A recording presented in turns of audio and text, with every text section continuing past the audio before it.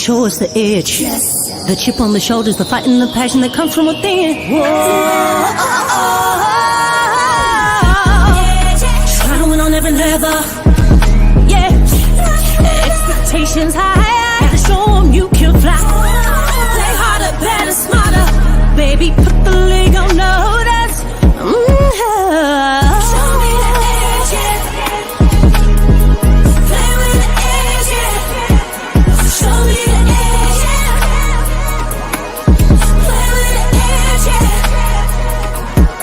Show me the edge, yeah. Show me the edge, yeah, yeah. Whoa, and see the walk of shame enough.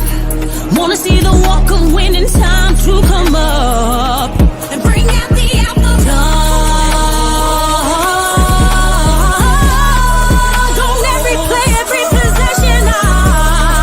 How bad you want it, love you want it all. This ain't a blood of love, built for something greater. Attacking all obstacles, coming for the ring, my precious. You got the juice, the will, the heart, the fire. Show 'em the proof, show 'em that it shall be done. Show me the edge, yeah, yeah, yeah. Play with the edge, yeah. Show me the edge, yeah.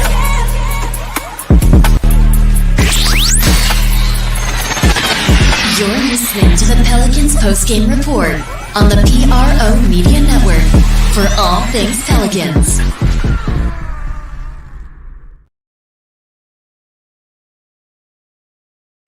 Of the same issues that game 2 was?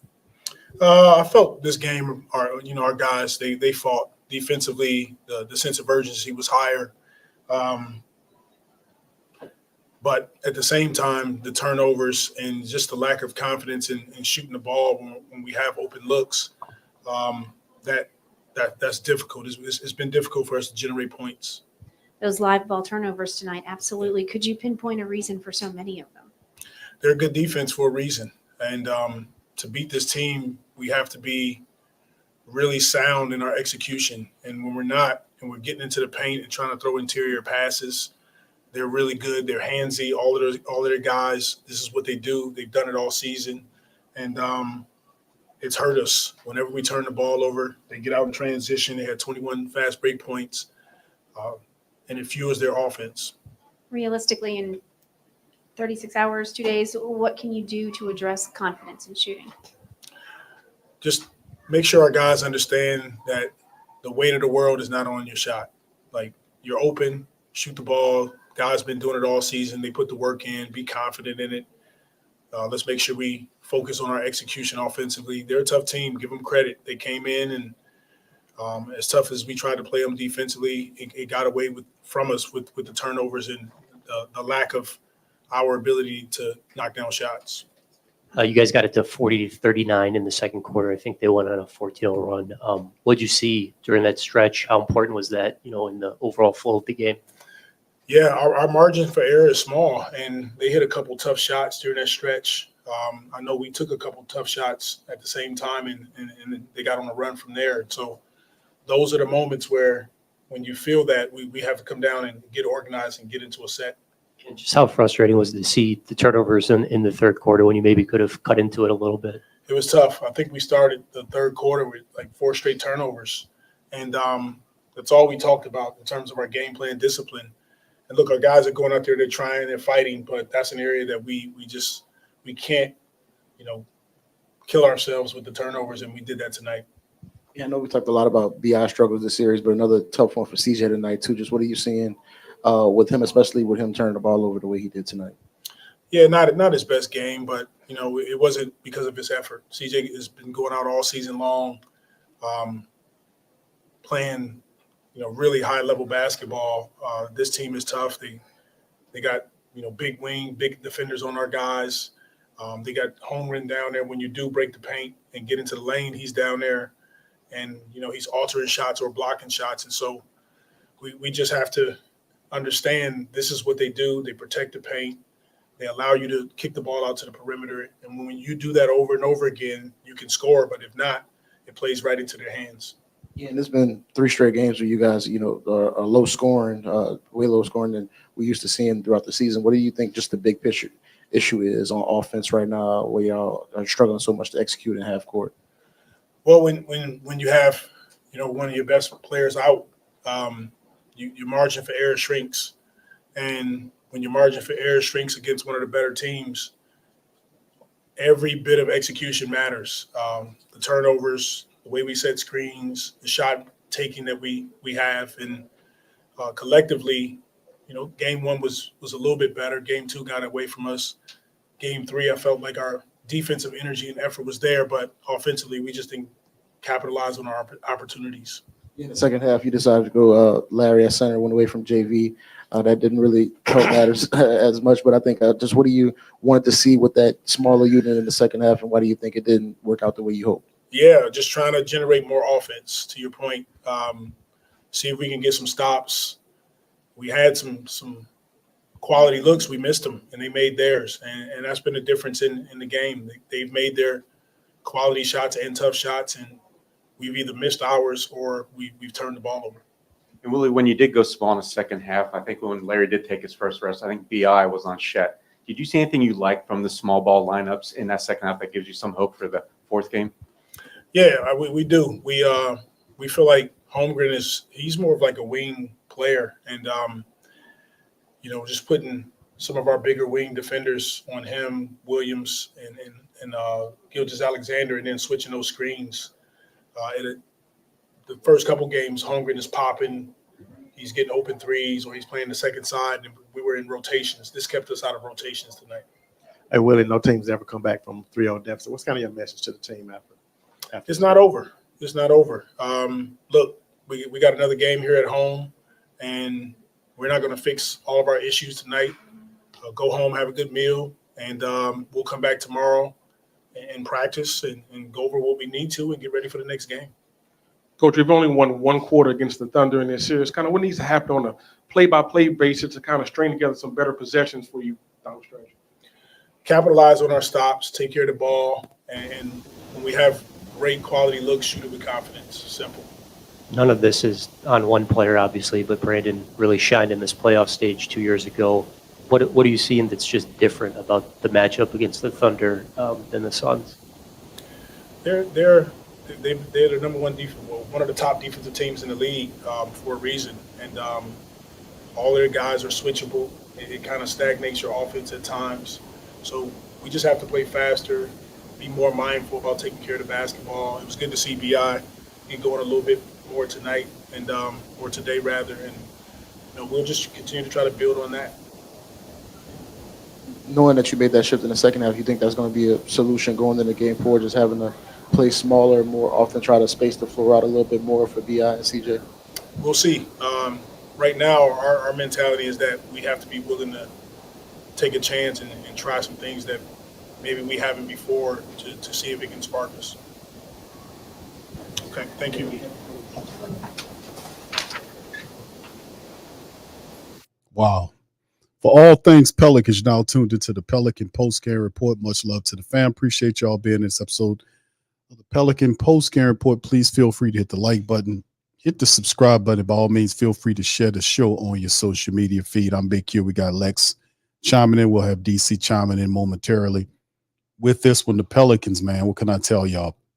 I was watching while we was doing the day 3 coverage of the Saints draft, and it didn't look good at all, man.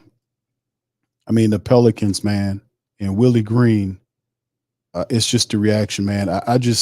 They just you know what, fam, to me, and y'all tell me if y'all agree with me or you disagree with me, just feel like the Pelicans feel like, man, we did enough just to make the playoffs, and now we did it. And then now they're in the playoffs. It's like it's just ridiculous. Like they put a lot of energy into making the playoffs, and now that they're in the actual playoffs, it requires another level or another gear that they don't have.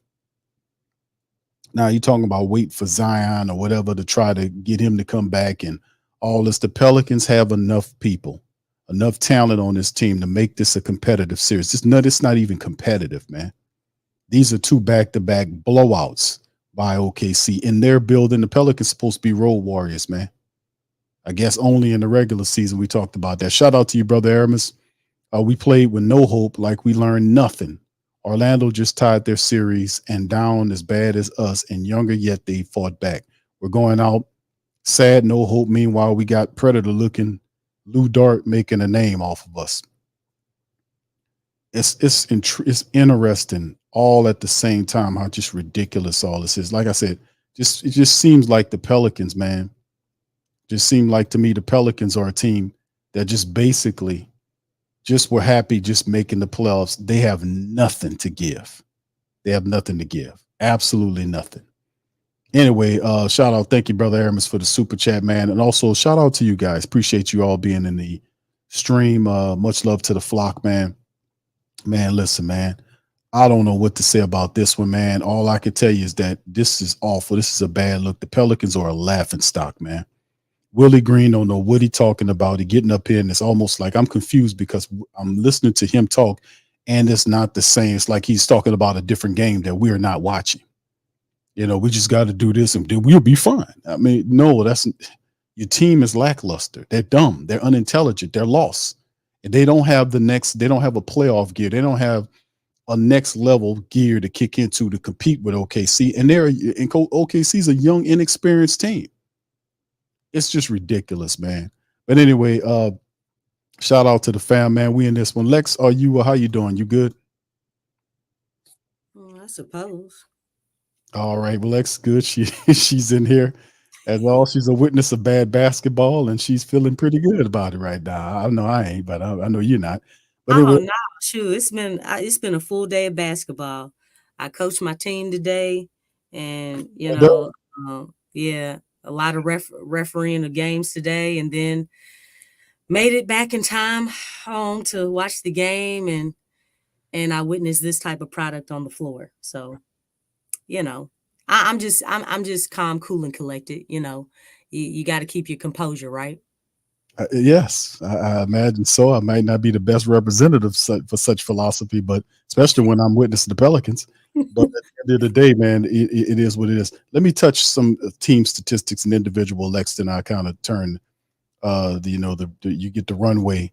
I know DC is supposed to chime in here in a few minutes. I think he's still doing the concert over there, but as soon as he gets done playing his guitar, he'll hop in here.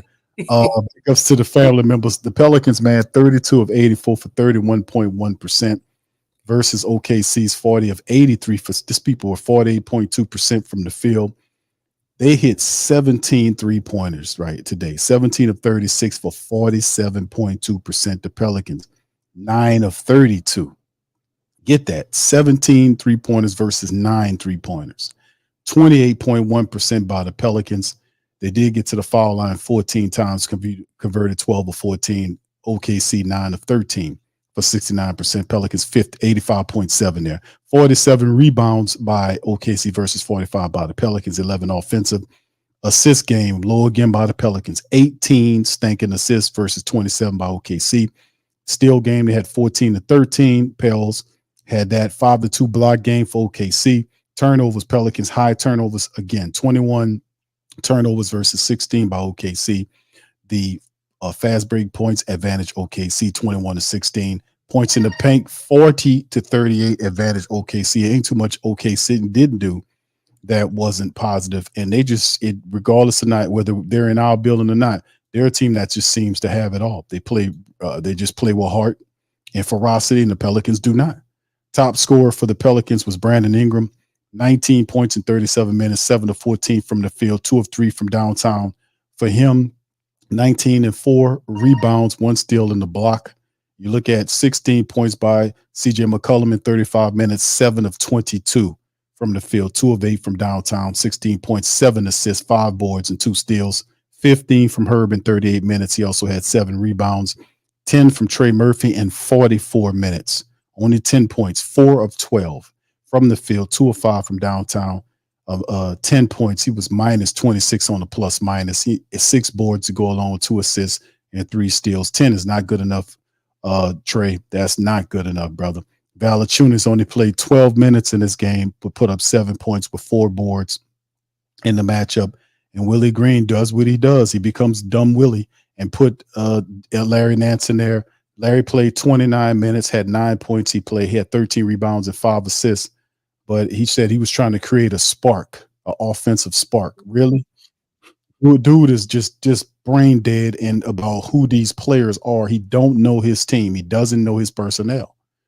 You need offense there. You got to go with offensive players, the offensive scoring players. A Matt Ryan, a Jordan Hawkins, somebody that can get you buckets.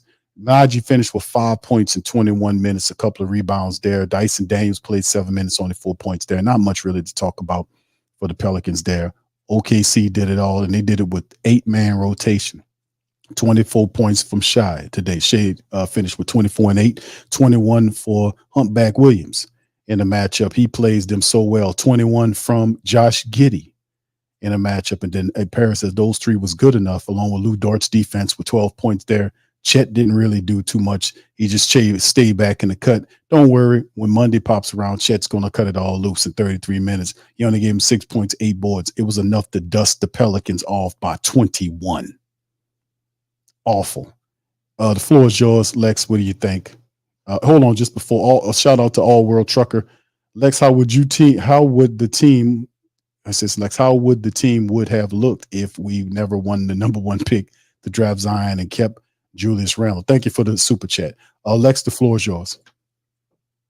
Oh, you want me to answer that question? Yeah, that's fine. To draft Zion again. Yeah, that probably would have been that would have been best. Golly, I mean that kind of goes off the beaten path, but I don't know. I'm feeling that being brutally honest on today. When it says how would the team would have looked if we never won the number 1 pick to the draft? I mean, probably the same, but just not having a big name, not having a juggernaut talent. When Zion came into the league, I don't think the Pelicans understood what they were getting. I don't think they understood that at all. And I say that because when I look at Wembanyama, you could tell that they were preparing, they were planning accordingly for his arrival. And by they, I'm talking about the Spurs. The guy that Wembanyama was working with, his trainer, the Spurs hired that guy because he learned and understood the body of Wembanyama. Wembanyama's body is unique, the same as Zion's. When Zion came to the Pelicans were not prepared for a Zion Williamson. They weren't. I think so far, I think, and I know that it's a combination of things, but I really do feel like the organization has failed that man. And I think, it's really taken a toll on his career. When we look at the beginnings of, just his career, it hasn't, it's like we're playing, it's hurry up and wait. It's hurry up and wait. And I don't think they've been grooming him correctly, guiding him, developing him to be a star in this league like they should. I don't like their methods. I don't like the fact that they don't have a veteran in place. When Wembanyama got to the Spurs, you know who gathered around him? Okay, Tim Duncan, Manu Ginobili, Robinson, Tony Parker. They all took him out to dinner and they just talked to him for a few hours. That's the type of, and I know the Pelicans don't have that type of those caliber players or alumni, if that's what you want to call it, here. But I mean, the thing is that you see what I'm saying? Like all those things, like when you have a perennial star like that, you have to man, you lost AD and you actually got somebody who has the ability to surpass him. I mean, when Zion started playing, he actually started out dominating immediately. And he wasn't even in his best conditioning. You all know how crazy that is? Do you know that Zion, at one point in time during his 5 years in this season, he has been number one as far as points in the paint? That's over Giannis. That was over Giannis. I think that was his second year.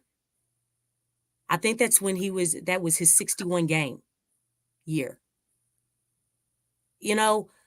That's pretty up there. I mean, we saw the company that he was with in his first year. But I mean, I think, just the whole situation, the situation that you walk into really does matter. It really does matter. And I just don't feel like when I look at the Pelicans, the organization, how they run their organization, how they treat this fan base, they're not honest.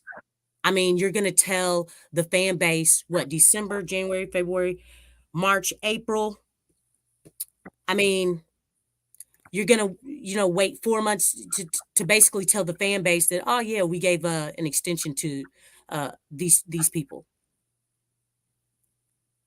I think, the fact that they've been misleading, the fan base as far as, 2-week turnaround, Zion will be back. 2 weeks, we're going to reevaluate. You know what? It's going to be another 2 weeks after that 2 weeks. Then another 2 weeks on top of that 2 weeks, on top of that 2 weeks, on top of that 2 weeks that we're going to reevaluate. Oh, you know what? Zion's out for the season. Misleading the fans. I mean, it's like, and I'm looking at a lot of different things. I know I'm probably jumping around, but, I just feel like, there's a lot of things with this organization that is being witnessed by the world right now. It's confirming, like you said, Big Q, the Pelicans are a joke. Mm-hmm. And I've been saying this, like, nobody is taking the Pelicans seriously, because the Pelicans are not taking themselves seriously. They're not. Like, it's like, y'all don't feel a certain kind of way. Do y'all know y'all being disrespected, man? You're being disrespected. The calls that the Pelicans get, hey, Willie want to keep his money in his pocket, right? That's what he said. So basically, you voted for your money at, be like, nah, we don't respect us. And then that dumbfounded look on your face, like, dog, like, that's not going to do it. The foul that Brandon had at the buzzer, that was like so obvious. I mean, how can you I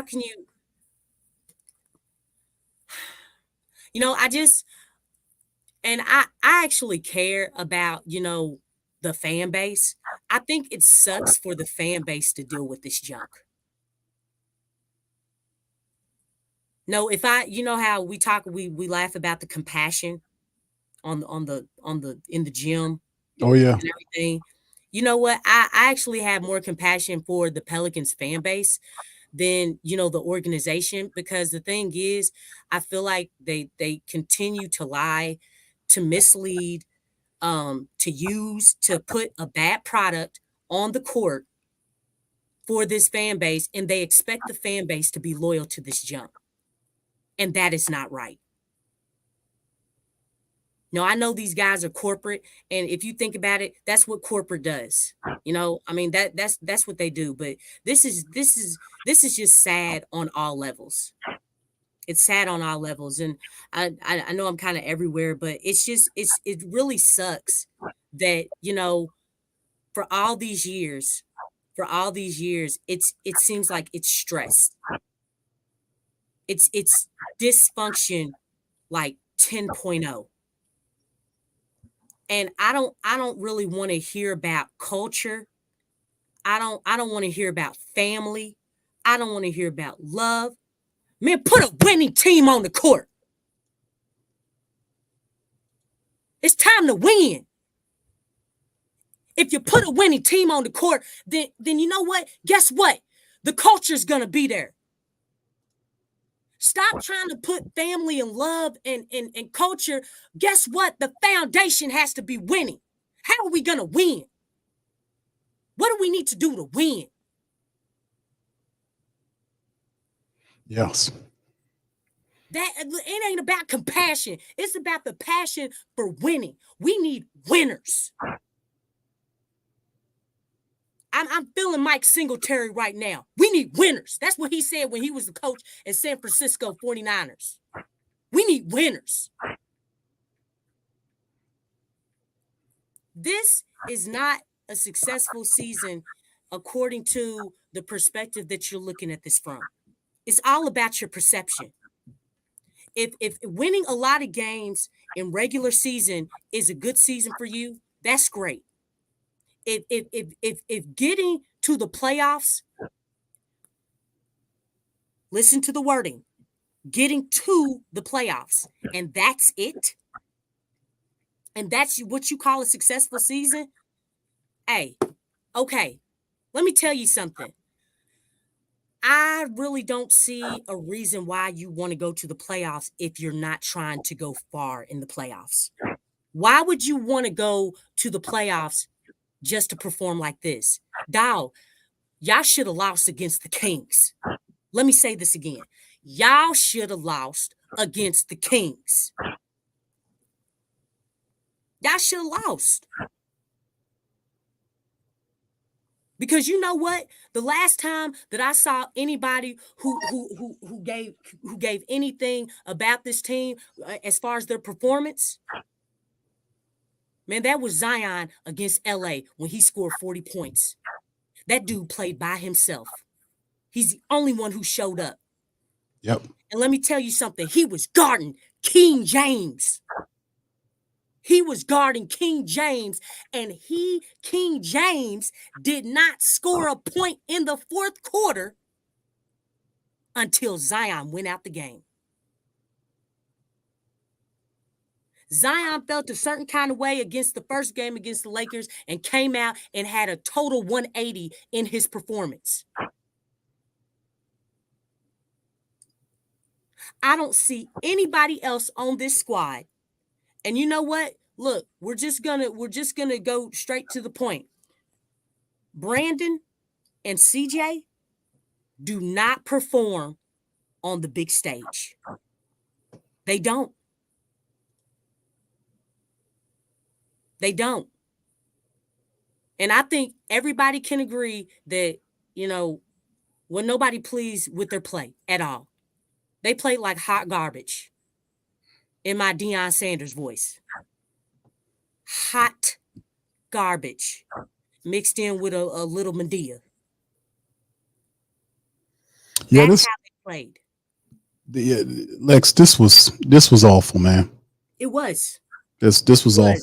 And it was left field and all, because I had my notes and all that stuff, but that question came up, and this is it's like, why care? Why care about any of this stuff? I mean, and it's not just the players, it's from top to bottom. But you know what? I know this one thing. There's some people that don't deserve no max contract. I know that. You can argue with me if you want to, but hey, I'm letting you know right now. Hey, don't nobody need to be extended for no max contract. Yeah, that's true, Lex, because this is where we figure this stuff out. Like, this is where the $30 million contracts, and we talk about those guys. Answers all the questions. This answers all the questions. Because if I'm not mistaken, it's about performance, right? Is that right? That's right. High performance. Yeah. High performance. And they're not turning over anything. 19 points for BI and all these other. If you're going to pay $30 million for people right now, listen, we know BI is still dealing with some type of injury because he don't look totally all there. But if the question is Brandon Ingram's not the guy, then CJ McCollum got to go too. Yeah. He got to Hey, go Willie because got to go. you're only putting these three together. If it works, it's you have to clear the space for Trey Murphy to make his. It has to be Trey Murphy with the for $30 million for BI at this juncture, and look how pathetic they look in the playoffs. They don't have any courage, no respect, no nothing, Man, just there's no conviction. nothing. There's nothing. Just like we said, man. And I mean, man, look, I wanna share something with you, and this is all verbatim. I had this stuff kind of organized. Let me go to it real quick because this is just crazy, man. Lex, hold on. I'm gonna give you the full runway. Let's hear a little bit from Bi, then I'm gonna bring it back to you. So hold your thought right there. Let's hear from him right quick, and let's hear. I want to hear what your notes are. But here's Bi right. Just continue to push the pace. You've been on this playoff stage before. I mean, how would you, I guess, compare or contrast like the defense the Suns threw at you guys 2 years ago versus what the Thunder are doing now? It's a little different. It's a little, sometimes the game is 4-on-4. Sometimes when little daughters having pressure, me crossing the half court line is probably attached to my body every single time. So it's been some 4-on-4. I think the physicality is about the same for one side of the basketball for sure. But it's pretty similar. In that Phoenix series, it was just a big moment for you individually, just what you were able to do. I guess how tough has it been just not being able to tap back into that during this series and kind of have those same type of performances? I mean, it's tough. It's tough, especially when you expect so much more out of yourself. But, OKC, they've been game planning, trying to take me off the basketball, trying to make me play off the basketball, being physical, sending different bodies at me, and just gotta figure it out. It's not going to be easy, but continue to keep going and try to figure out ways to be effective, not only scoring the basketball, but getting guys in rhythm. What have you seen these last two games that's resulted in so many of the turnovers piling up the way they have? Defensive team just being together. Just being together when somebody gets beat, they have somebody to cover up for them. They got a good rim protector in check, and the other guys that can slide their feet. They keep their worst defenders on the back line, and some of their best defenders where most of our offense is. So they game plan on that. And, as these kind of slow offensive performances have kind of stacked up, do you think confidence has become an issue? Just guys not just playing with the same rhythm, same confidence that you guys were during the regular season? Sure. Of course, it'll be a different swagger when you're getting stops and you're running back down on the other end. But this one, this the next game is it's important, and if we don't win this one, we're out. So we don't have anything to lose. We got to go out here and just give it our all and continue to push from there. Maybe we find a rhythm in this next game and we can build off that. And if confidence is low, we can get our confidence back and just do what we've been trying to do all season. And B.I. Willie looked like he wanted to see if go the small ball route a little bit more in that second half, and then you found yourself matched up against Chet. How do you feel you did against Chet, and of course how the team did with that small ball lineup once Larry went out? I thought we did okay. I thought I was able to, stop some of the drives, drive into the lane, rebound a little bit with him out there. He spaced the floor a little bit, but they got a lot of guys that can do a lot of stuff on the floor. The whole starting five can shoot the basketball from the three. They can cut, they can pass, and it wasn't just about Chet. It's our whole defense. We gotta magnify everybody on the floor and what they do well, and just try to take it away.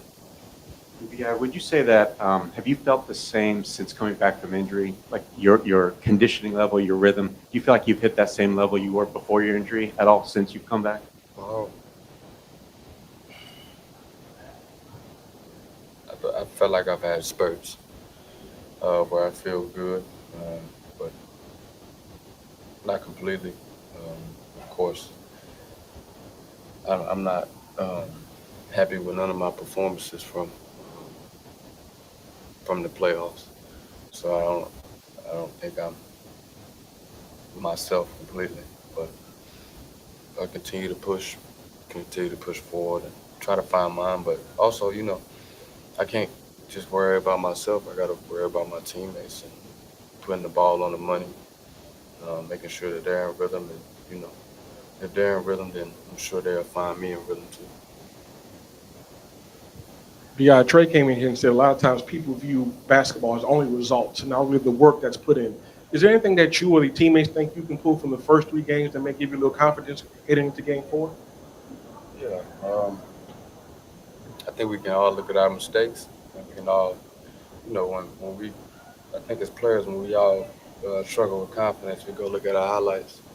We go look at different things that we do well and just try to go do it the next game. I think from this point, I think we go look at our defense, including myself individually, individual defense, and how we can help each other on the defensive end, and then get out on the offensive end, and then we can talk about offense. But us individually and as a team, we gotta step up and bring some of these numbers down. Thank you, Chef.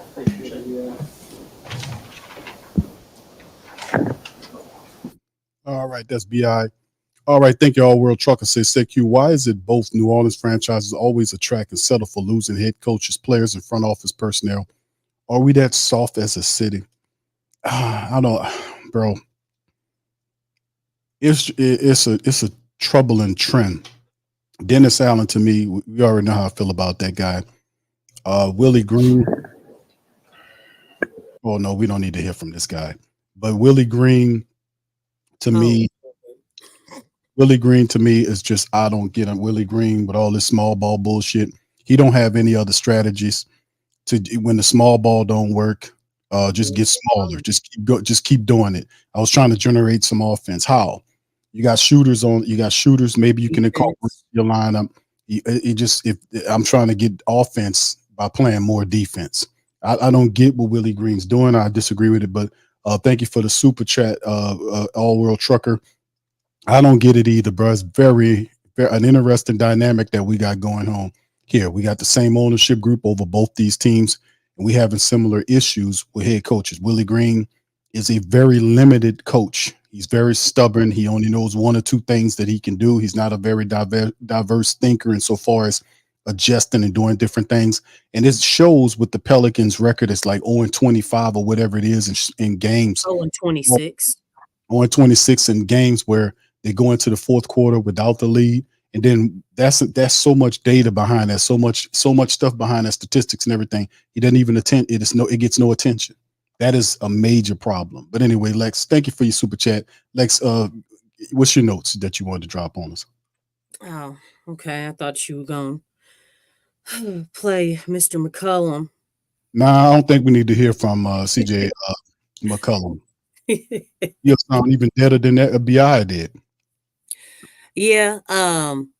Except with a wine overlay. I'm not feeling anything. I'm not feeling anything that Brandon is saying. It's like, did you know that the series started? It's like, just I don't know, man. I'm confused. But these are a few things that I looked at. One thing that Shaq said, and this is all verbatim. I'm disappointed in New Orleans. Where they going, Chuck? So Chuck, Charles Barkley, he basically said Galveston. That dirty A water, we're not even gonna send them to Cancun. We're gonna still send them to Galveston. With that dirty water be washed up on the shore. Okay. I can get behind that.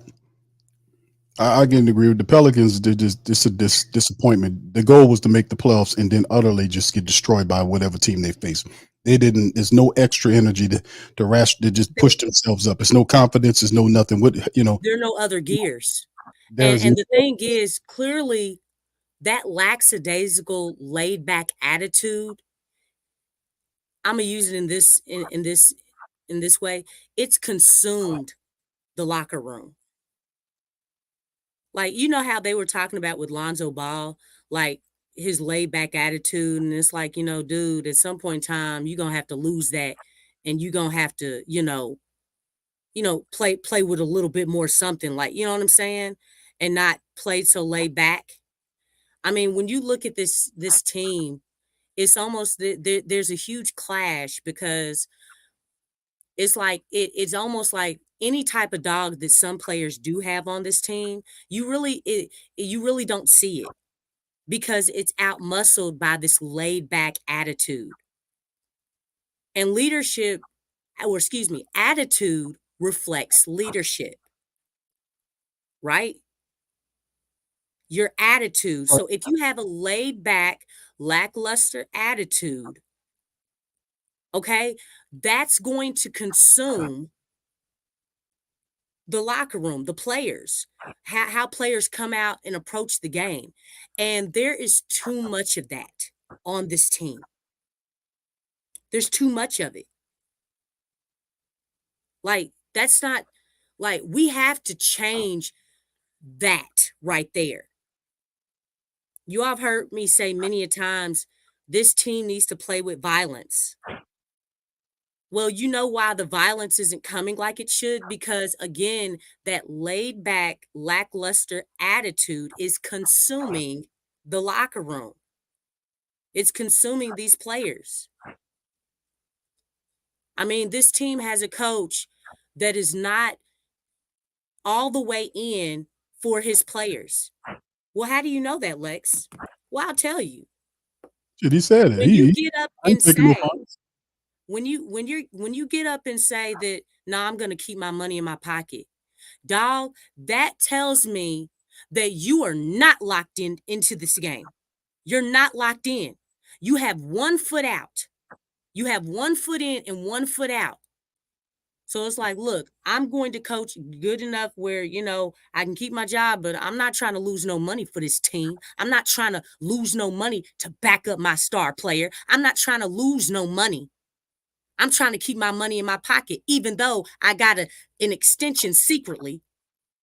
So whatever money you were losing, it was compensated, Willie. It was compensated. You're not locked in. You're not all the way in with your team. You've been bought and paid for.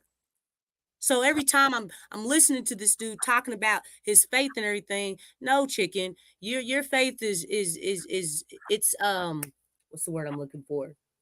It's I just had it. So sorry. I don't know, it's gonna come to me.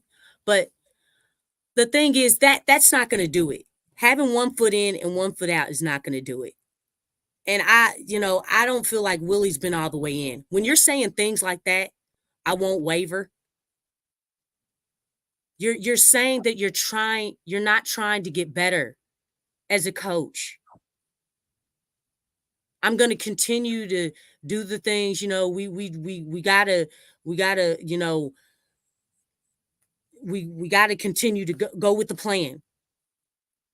If the plan is not working, you have to change the plan, Willie. You're forcing something, like, to stay the same course with the plan and expect different results is insanity. That's crazy. Are y'all understand what I'm saying, man? Like, you can't, that doesn't make any sense. You can't expect different results if you're doing something that continues not to work. That don't make no sense. If you want different results, then try something different. Do something different. Try different lineups. Try to do pick and rolls with certain players. You saw something was good. Don't go away from it, Willie. Don't go against nature. Go with nature. Go with the flow and the vibe of the game. There's a feel of the game, and you have to go with the flow. It's just like if you're on a boat is on a river and the tides are leading you a certain way. Do you think you're going to turn the boat and go the opposite direction? No, the boat is going to go with the tides. It's going to go with it. It's going to go with the flow of the water. And maybe at best you can act as a guide, but that's about it because nature is going to do what nature's going to do. Stop fighting nature. Follow the flow of the game. Feel the flow of the game. Feel the vibe of the game and go with it. If it works, don't go away from it. Keep going to it until the other team makes an adjustment, and then it forces you to make an adjustment to that. Don't make an adjustment before because you're just supporting the other team. Whose side are you on? Whose side are you on? This is the same things that we've been talking about all season. It hasn't changed. It hasn't changed. Like you gotta do better than that. And let me tell you something. Game 1 was the Pelicans' best game. That was the Pelicans' best game. And that was OKC's worst game. Did you all get that? Game 1 was the Pelicans' best game. And it was OKC's worst game. Because since then, I don't know if you all noticed anything. OKC actually got better. You know, in game 1, OKC was just missing their three-point shots. They were missing shots that they usually make. Henceforth, look at these other 2 games that they've won. You see how they've been draining all their shots? It seems like everything's just going in. That's how they play. That's OKC. Mm-hmm. And guess what? You want to know something else? Have you all noticed that OKC hasn't made any changes? Nope, they're playing the way they usually play. They're playing the same as they were in game 1, but they're just making shots. Oh yeah, and they stopped doubling. They stopped doubling on Jonas. You want to know why? Because they understood that Trey was very important. And they were like, you know what? We don't want that guy to go off. Everybody stay home. Don't double him. If JV gets his points, let him get his points. I was shocked when they did that. And I was like, oh, man. The Pelicans got a huge problem. Because now the gravity that JV had was non-existent. They're like, you know what? We're going to bank. OKC basically banked on their defense. They banked on their one-on-one. They banked on, hey, Chet, we believe in you. You're going to hold your ground against JV. Nobody is coming to help you. You stand your ground and you do the best you can on that man because we're not sending anyone to help you. Everybody is staying home and we're going to play that stellar defense. That's what they did. And it's worked. You know why? Because the Pelicans didn't have an answer. Actually, you know what? You know what the answer was? You know what? JV, we've been giving it to JV and JV's been successful. You know what? Let's go away from JV. Yeah. Let's go away from him. Let's start going to Brandon. A guy who's basically, as far as that star, like, no, dude, you're a role player. Lou Dort is the star. That dude was drained 3 straight threes against you. 3 straight threes. And he's making it difficult for you on defense. It's like this was basically like the Lou Dort show. It was the Lou Dort show. This was his time to shine. Hey, let me tell you something. If Lou Dort is up for a contract extension, let me tell you something. He's earning it right now. He's earning it. Good job, Lou. Good job, dog. You know what I'm saying? And let me tell you something. the way that he's playing against Brandon, it's like he's also taking all the attention away from Herb. I don't think I've heard anybody say not on Herb here of late. Yeah. Yeah, he's been forced into trying to add to the team scoring dynamic. You see him trying to score as well. But Yeah. it's very interesting. Herb outscored Trey today. So I mean it's to how the OKC is. That's crazy. I know. So Lou Dort, man, Lou Dort was outshining Herbert Keyshawn Jones. Yep, he was. And giving BI all kind of problems, man. Yeah, basically. I mean, it's like I mean, it's like, is Lou Dort a superstar? You know what I'm saying? I mean, because I mean, if all the Pels are going to do is lean on, Brandon and not really emphasize ball movement and player movement, which I kept saying that, like, really, clearly Brandon didn't have it going. CJ definitely didn't have it going. And I don't know if y'all noticed, the OKC, whoever, you can name any player on OKC. It can be anybody, Big Q. Humpback Williams. Huh? Humpback Williams. Oh, okay. Yeah. They were hunting CJ. They were attacking him on defense like it was like they saw barbecue chicken. Mm-hmm. It's like a lion who saw a gazelle or a zebra or something. I mean, they were attacking. It could have been anybody. Everybody on OKC attacked the living snot out of CJ. And they were successful. CJ was making everybody on OKC's team look like a star. Yeah, there you go, Kevin. Rotisserie. Yep. Who else got, whatever you can think of. Rotisserie, fried chicken, barbecue, ribs, whatever you want to call it.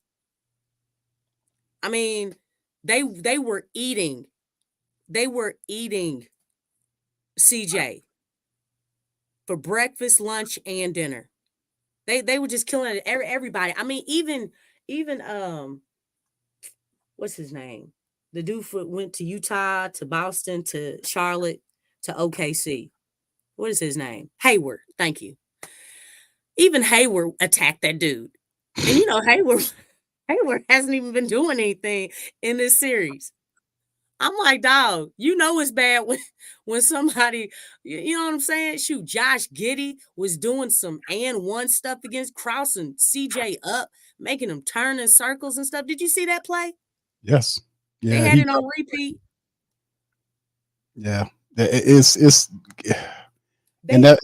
the thing, man. The Pelicans is just right. They're a joke. They took all whatever energy they had to get them into the playoffs. And they have nothing to give. The only reason why the first game was close is because OKC was rusty. Yeah, basically. We got the game won. Worst game. Worst they game. Got better. And they became what they were. They started playing the game the way they're supposed to play it through Shea. But shout out to Brother Aramis. Thank you for this one. Super chat. My brother, he says that just one game turned into a better not lose one more game. Thank you, bro. Appreciate that mentality. The Aramis, it's not, the team's not playing to win. They're playing not to lose. There's a difference. There's a difference. And that's from the jump. That's from the jump, man. I mean, it's like, this team never got into that playoff mode. They still not in the playoff mode. I'm listening to them and I didn't see it. In that last game, oh my gosh. Even in Willie, when you look at his face, what do you see, Big Q? Of confusion. A guy that don't exactly have the answers. It's just I don't get any confidence by listening to him. He's starting to look. Nobody can gain any confidence when you listen to Brandon just now. When you listen to CJ. When you listen to Willie. Like, does anybody feel confident? Does anybody believe that they can win the next game? Lex, Brandon Ingram sound like he just left a funeral. He didn't sound like we gonna listen. Like that. Yeah, We it got, we did. just got this when they got us this time, but we be back. There's none of that. There's none of that going on. No, you're not gonna be back. You're probably you know what? He probably already got what he plans to do after this series is over.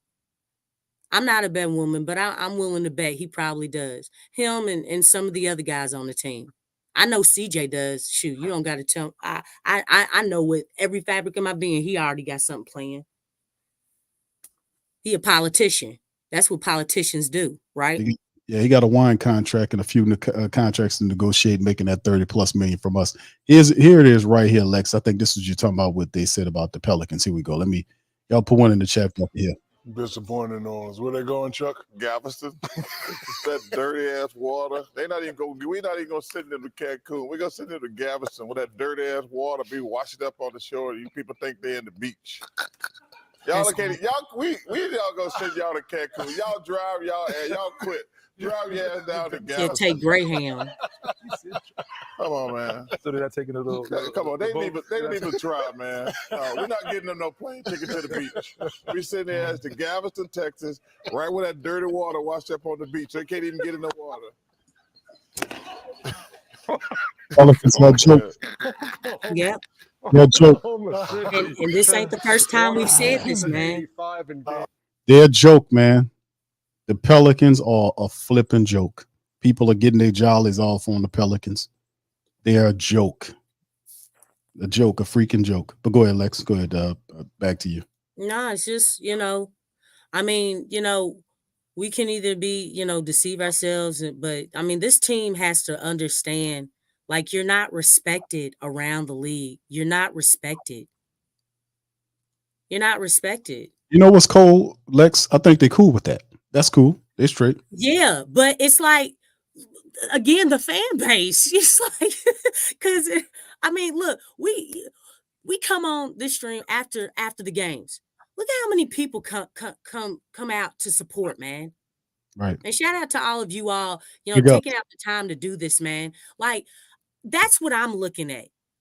It's like the organization shows time and time again that you don't care, but you have people in here, fans that are in here that take out their time in whatever you're doing, because I'm pretty sure you all have other things, better things you could be doing right now, and you come on here and it's like, this is just like what Shaq and Chuck were saying.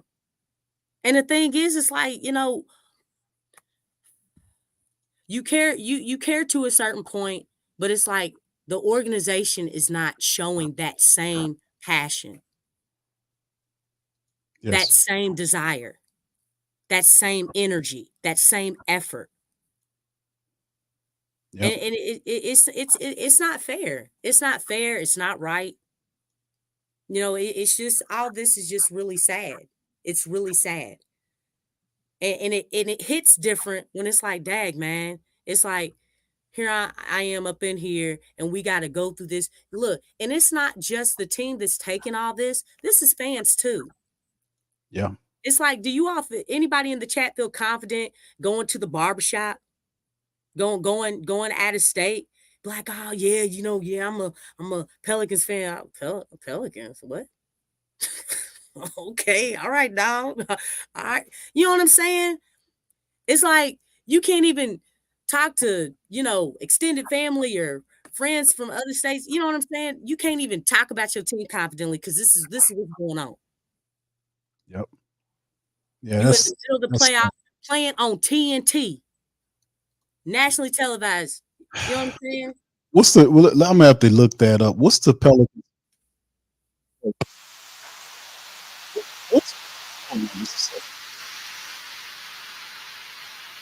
What is the Pelicans' record in terms of them being on national televised, on games like primetime games? Well, that's a good point. What's the record there? Because them showing up like this is unbelievable to me. This is the playoffs, and they struggled to get one win to get it. It took them 3 tries before they finally got a win to secure a playoff berth.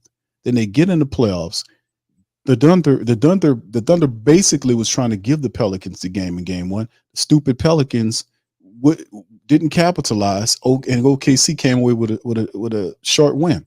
Then they come back in the second game, blow the Pelicans off the map, and by 30.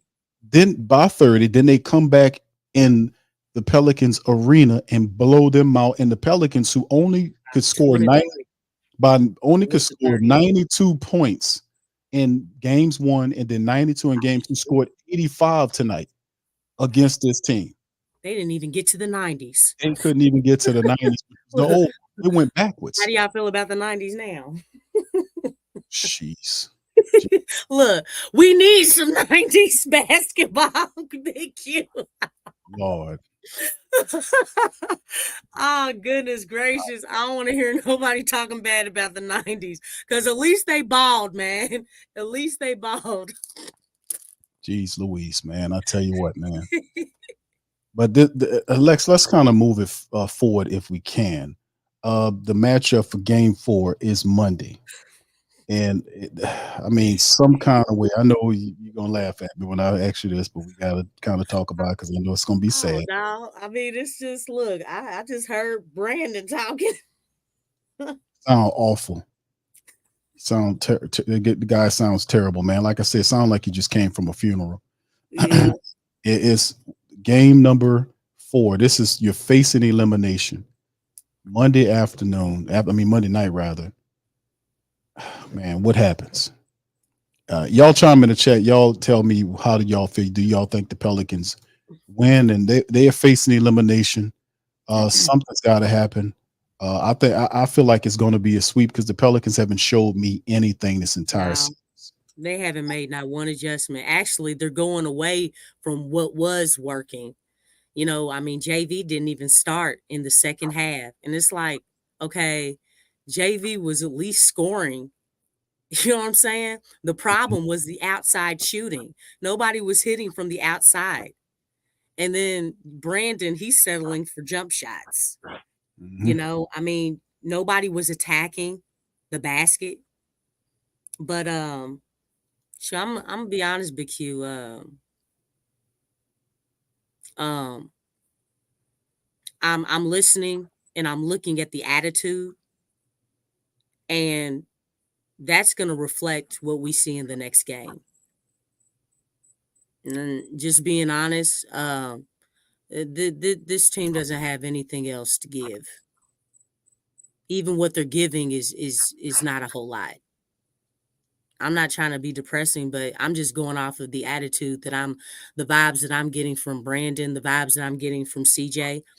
And those are supposed to be the leaders of the team, right? Mm-hmm. Yeah, right now, yes. They're supposed to be, the best players on the team as of right now. And yep. I haven't seen any best. I know Brandon scored 19. I'm looking at the 19. The 19 was not impactful.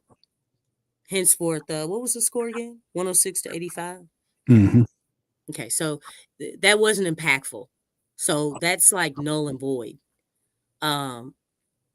We're seeing more from the role players that actually are entitled that, because really what I'm seeing is nothing, I'm seeing role players in CJ and Brandon as well, as far as what they're playing. Because like I said, Lou Dort looks like a superstar.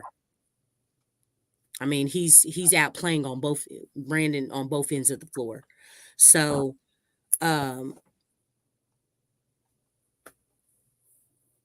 maybe something will happen, but at this point, I think it's kind of too late. You know what I'm saying? Timing is everything.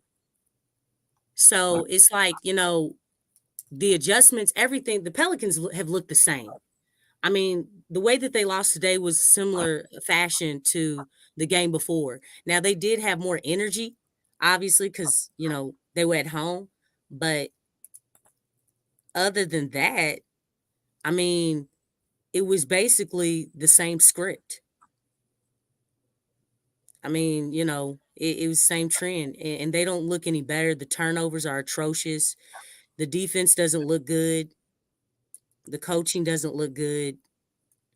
JV, again, Willie lost, trust in JV. But yeah, as far as, anything different, I'd be surprised at this point because, I still kind of feel like they're stuck in regular season mode. They're not in the playoffs mentally and even performance wise. The Pels aren't in playoff mode. They're in regular season mode. And that's not even saying a whole lot because of the lack of consistency in playing at a high level every single night. You're starting to see those flaws and those things really hit home on the biggest stage. Everything that we talked about all season, you're seeing those things that they did not address. They're all being basically thrown in the face. So I'm not seeing much difference. I mean, what is he going to put Jayhawk in? Is he going to start Jayhawk? No, he ain't gonna start no Jayhawk. Matt Ryan, is he going to put him out there? That's- Is he gonna bench Brandon and CJ and rely strictly on the role players who have been collectively performing way better than those two? No, of course not. Yeah. So That's the problem. if he's not doing that, then I mean that's just where we're at, and we know the answer.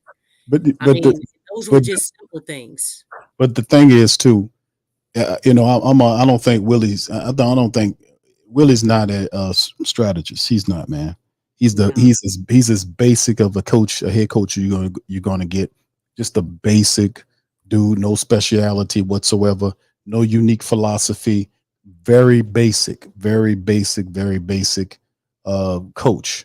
He's a nice guy, but in terms of his strategy and all that, man, this dude is as base as you could possibly get. But in terms of the team is facing elimination. So it's two things here that I look at. Number one, they're facing it. Like I said, they're facing elimination to this OKC squad. They're at home.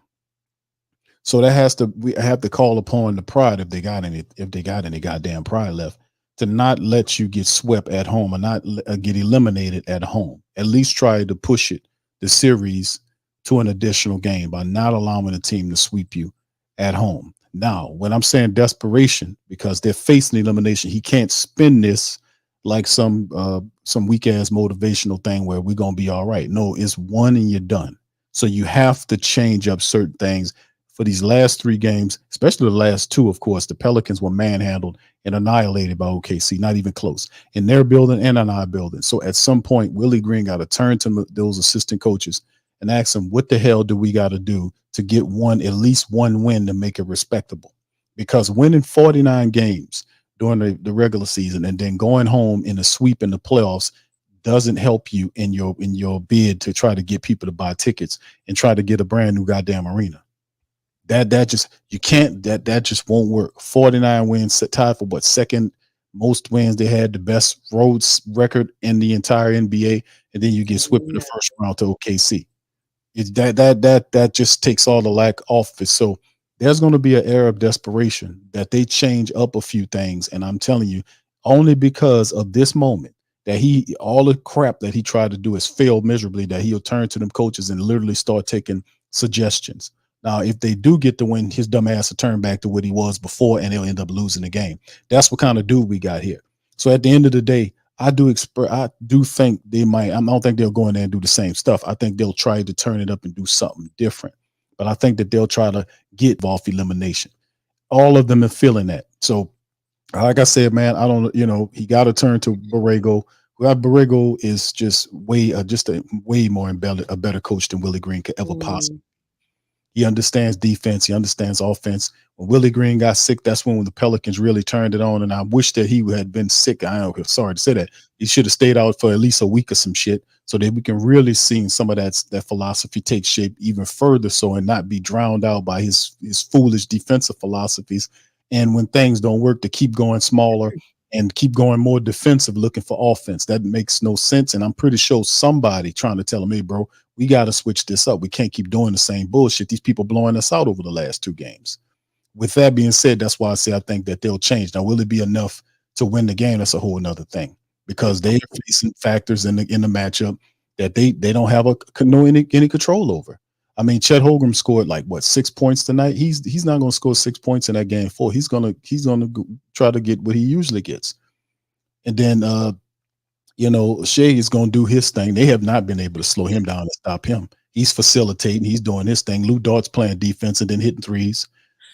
Williams is knocking down shots and throwing and yelling and shit, doing all this bullshit out there, barking They and haven't stopped running this damn anything. mouth. They haven't taken away anything from So OKC. that's what I'm saying. So at the end of the day, the Pelicans they have to switch it up and do a lot of stuff different facing the elimination. That's all I can say. Will that be enough? I'm gonna have to say no, but they're gonna try to give it their all. So we're gonna see what it looks like, man. This is pathetic as it gets. We got a team that won 49 games. Listen, I'm not gonna let them let this shit down though, because I know what David Griffin is gonna do. The dude gets up there, he's full of shit. I've been saying this about David Griffin for years, and then I know these people listen to the show, because when we was doing shows talking about what the Pelicans could do, they did exactly what we said they should do. It is not a coincidence that we've sitting up here for years talking about with the Pelicans getting rid of Gentry and this is stupid and that is stupid, why you did that and all this kind of stuff. And them people did everything that we said they should do. They did it. That shit ain't no coincidence. Then one of the biggest indicators, like that dude's always been a vocal dude running his goddamn mouth, David Griffin, standing in front of the camera. Then he disappeared from the camera, start staying out of the public's view, stop having so much stuff. Man, we were saying that dude don't need to be visual. Why? Where's Trajan Langdon? Never seen Trajan Langdon. We was making mind fucking jokes over here about Trajan Langdon. Thought he didn't even have a voice. I was doing mime interpretations up here. And then all of a sudden, here come Trajan Langdon having the press conference. Man, come on, man. At the end of the day, the Pelicans, they can't beat us, man. 49 wins and getting swept in the playoffs. We're not going to let you use that. And it took the Pelicans 3 times in the playoff and to win. It took them 3 attempts to finally get a berth into the playoffs. They lost the regular season matchup, which got them in there. Then they lost the first play-in matchup. Then they finally beat Sacramento to get in there. And then they get swept. They're about to get ran up out of their own building. That's not a flex at all, man, to win 49 games and get marched out the playoffs. And well, Zion wasn't there. That was the problem. You see, Zion wasn't there. Zion would play. Hey, you know what? Hey, let me tell you something. Shit, man, I ain't got time for dumb shit for people, man. That always got with these excuses and deflections for the Pelicans sorriness, man. Zion been banged up for the most of the time that he's been here. The team is a good team around him. You got to learn how to use these players.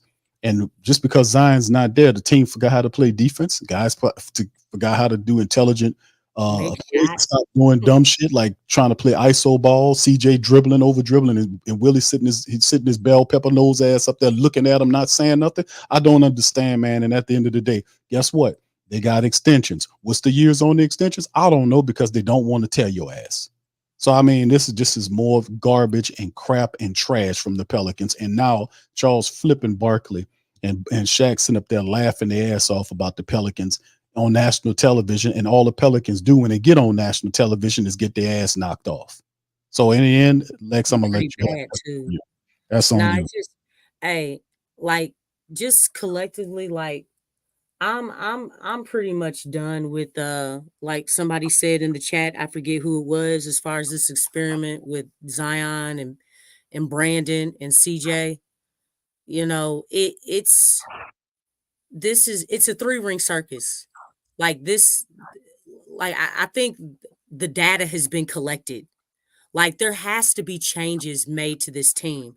And there is something that I saw that someone wrote. Let me go back to it because I thought it was a really good point. Hakeem Batiste, he said, Houston will be good next year.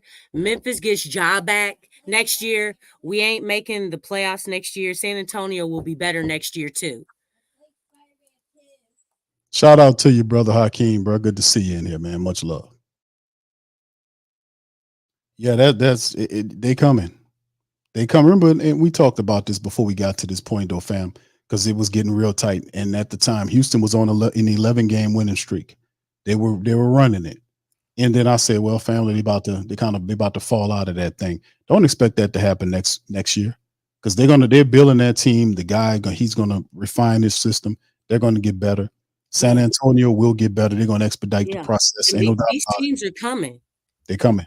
That's why it's so important. Memphis gets Jaya. Hakeem's Memphis gets him back. They're gonna be better. It's gonna be something tough next year. Ain't no doubt. And they're all in this division. Right. That's all right. Those teams, they're all in the Pelicans and the Mavs, same division.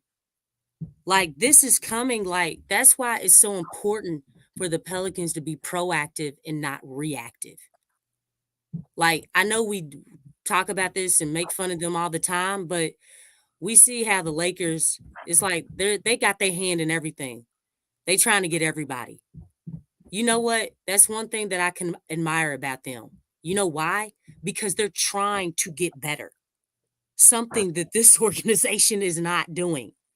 You know what I'm saying? Like, you have to continue to get better, to better your roster, to better your situation. I said a few streams ago that the team was 40, before the playoffs started, they were 49 and what? 49 and 33, is it? Was it 49 33? I wanted to say 30. I just wanted to be sure. Okay, but last season, if the Pelicans had this record, they would have been the number 3 seed. Okay? Mm-hmm. With this record, 49 and 33, the Pelicans were basically the 8th seed. Mm-hmm. Number 3 seed to the number 8th seed at 49 and 33. Y'all get what I'm saying? Yeah. The league is getting better. Yeah. The West is getting better. Teams are getting better. They're not trying to be stagnant. They're not trying to go backwards. And that's the mistake that this team has been making. They're not being assertive. They're not being aggressive on making this team better. And so therefore, instead of getting better, if you're stagnant, guess what? You are getting worse. You're not growing. If you're not growing, you're not. If you're just staying in the same place, that's not growth. That's actually going backwards. Going backwards is going backwards. Being stagnant is going backwards. Moving forward is going forward. There is no in between. You can't be stagnant.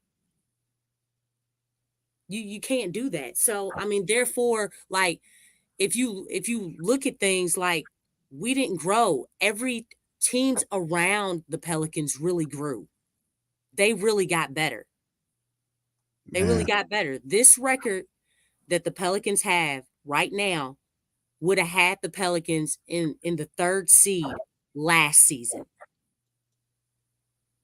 Last season. That should tell you everything. Teams got better. The division got better. The Western Conference got better. It's like, Pelicans got to step it up. They really got to step it up. I really do feel like they've collected enough data about this team and about this organization, but maybe not, because, Griff was re-signed to an extension. Willie Green was re-signed to a new extension. So it'll be interesting to see, like, what's going to transpire from here on out, because right now, as we speak, like, it's looking pretty scary. Like not a whole lot may not change, which is really hard to fathom. But I do want to make this point though. During the game, I thought this was kind of funny. It wasn't until in the 4th quarter, at the 8-11 mark, where the Pelicans scored their 70th and 71st points in the game. Those were their first points in the 4th quarter. at the 8-11 mark. Mm-hmm. And that came at the free throw line. Mm-hmm. I thought that was a crazy Yeah. stat. Okay, 8-11 in the fourth quarter. You think they would have woke up and really made a push, but it took that long for them to get their first points in the fourth quarter. So It's awful, man. But that's par for the course for the Pelicans, man. Like I said, I just don't like the fact that it's it's just we don't have. Griffin is a guy I think, and that's just me. I just think David Griffin is a guy. You know a little bit basketball, but I think a lot of the championship that he picked up in Cleveland that's LeBron orchestrating that. LeBron telling him what players he wants and how he wants to go. He does that. You know, you're not going to just sit up there and he comes in there. He tells you that we need this guy, we need that guy, and then you go out and get him. David Griffin was basically a Mickey Loomis, and basically LeBron was like Sean Payton, if we're going to use football terminology. He told him what to do and he went and did it. But he can't duplicate the success that he had in Cleveland. Now, granted, the Pelicans are showing success, but the Pelicans overall have been a losing franchise. I hate when I hear Stephen A. Smith get up there and talk about it, but he got a point. I try to defend him to the best of my ability, but there's no defending the failure that this franchise has represented over the many years. They're skipping years before they get opportunities to get into the playoffs. And then when they finally get an opportunity to get in the playoffs, they getting ready to get swept on up out of there. The crazy part about the process is that even though these people got contract extensions, the team that they currently have is at the end of the window of opportunity that they have. You already paying BI a lot of money, and for overall, BI has been a good player for the Pelicans for a very long time. He spent a lot of time playing here with Zion, was sitting on the bench or sitting on the rehab bench. He was the first option in many games, but that wasn't enough. He gave us the best that he can get. He done gave. And now it's time to reshape this thing. It's no giving him no more money. The $30 million that he got is enough. And the team is not going anywhere. It's not. So we need to move this on about it. There. CJ McCollum needs, and if you get rid of BI, you decide to trade BI or get up off BI's contract, because after next year he's a free agent. So the decision will have to be made next year after 2025. I'm saying, but the decision has to be made on what to do with this guy. And if he goes, if that's when you're going to have to make a decision this upcoming summer, because if he goes, then CJ McCollum needs to go too. Yeah, and Willie needs to go too. They're not going to give Willie. And Griff needs to go. They all need to go. But we don't have anybody. JV, he's already gone. You know what I'm saying? You don't think he sees how he's being used? If Willie is a huge problem. We really do need to change the coaching. That's a huge problem for this team. But because the thing is, he's not. Look, you have some hairstylists that promote growth, okay? And you have some hairstylists that they don't promote growth. We want to stay away from them. We want hair growth. That's the same thing. Like, this dude does not promote growth. He doesn't. And this isn't a healthy situation. It really isn't. Because it's going to be much of the same thing. Because look, you know how we all talked about we needed shooters on this team? We needed a shooter. We picked up a shooter in the draft, right? We also signed a 3-year deal to another shooter. Yep. Did we use the shooters? Raise your hand if we used the shooters. You didn't use the shooters. Even Herb Jones became a better shooter. That's my point. Like, what good is it to get the pieces that we need? A defensive big man, a shot blocker, right? We've talked about this stuff. To get another 3-and-D guy or something. I don't know. To get a point guard. We've talked about this, right? We've talked about all these things that the Pelicans need. What good is it to have all those things and you don't use them? You don't use your weapons. That's Willie. You don't know his personnel. He's That's sitting. He's gonna sit everything that the fans and clearly that the organization, because they've said the things that the Pels need. But what good is it to go get those pieces and this man does not use them? He's not using his weapons.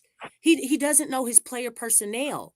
He doesn't know how to maximize the strengths of the players so they can play together. That's a problem. That's a huge part of coaching. To be able to position your players, look, everybody has strengths and weaknesses. But how can you maximize the strengths of your players to do the things that they need to do so that the car is operative? You need the engine to act as the engine. You know, you gotta look. Your car's gonna need an oil change. You gotta make sure that that's right. You have to service different things in order for the car to go. That's important. If you're not doing those things to help the car get from point A to point B, you know what I'm saying? It's not going to work.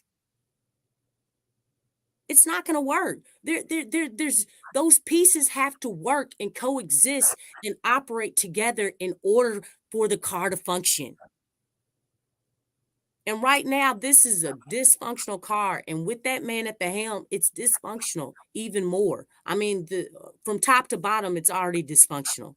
But the coaching is a whole nother dysfunction in itself. It's the biggest and major dysfunction of them all because he governs. It's like a governor on a big truck. He slows them down with slow transitions and adjustments. He doesn't know his personnel. Like Antonio Dane's talking about KYP. He doesn't know his personnel. He doesn't trust these young players and other players to help him out. You need shooting and scoring.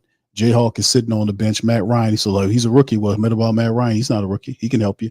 Doesn't play because he ain't. I'm talking about Willie's IQ as a man. I'm talking about basketball IQ. Doesn't either have the confidence or courage or whatever you want to call it to utilize. He don't have to go 8 people deep. He can go 9. He can go 10 people deep. This is a deep team. He can do it, but that's based on the coach's ability to make sure players get in. This is a deep team, though. The way he uses players. Because it's not a deep team. He makes this team like not a deep team. Whatever that word is. Lex is lazy coaching because if you have, you can go 10 deep in the playoffs where people get their rest or whatnot. You don't have to overstack minutes on your best players. If you don't have to, you can run rotations where everybody can have an opportunity to get rest. We don't have to, kind of do this type of stuff that he like run the eight man rotations, all this kind of stuff. That's him not figuring out what he got to do. And that's something that he's been doing all damn season long. We was having problems with that early in the year with him figuring out the rotations off the bench because he didn't figure out who he needed to play. Then guys will start balling. He'll take them and set them on the bench. He doesn't have any rhyme or reason, no commonsensical strategy to how he would use his bench. And in games like this, in a series like this, you need your bench to help with your starting 5. And if the 5 is not producing, the bench is not producing, you get games where you only score 85 points. And then it's all tamped down and they demoralize. So the Pelicans right now, the last 2 games, they're totally demoralized. BI talked about lost confidence. We got some kind of way gather our confidence. You shouldn't even be talking like that. I mean, the way he said it is like, dog. Yeah, but he's melancholy already. He's already. It's like, man, we got to find a way to find our confidence. We got to do it now. You know what I'm saying? Like, no, that's how you needed to be talking. I know. That's how you need to be talking. Like you talking to yourself while you talking to the media. Man, this was unacceptable. We got to do better than what we did. Yeah. I mean, something like. I just don't like the fact that they do better. But look at it. It's the stuff like the national stuff, and it's sad because it's the national stuff. The people making fun of the Pelicans. They out there getting ran out of the building in playoff series in their own gym. The family members booing them. The national media saying, "See, we don't need to talk about this team. This team they're not built like that. They're not cut like that." No, nobody want to talk about that. And that's why. Look, you're cool with that shit. Everybody's on Zion. That's why Shaq and on when they after the Pels beat Sacramento, when they interviewed Brandon. And that's why they were acting like that. You know what? Everything that they asked as far as Brandon had that attitude, and everybody was saying that Brandon had that look in his eye. Brandon didn't have no look in his eye. Brandon talks the talk, but he don't always show up. Let's keep it 100. Because he didn't show up.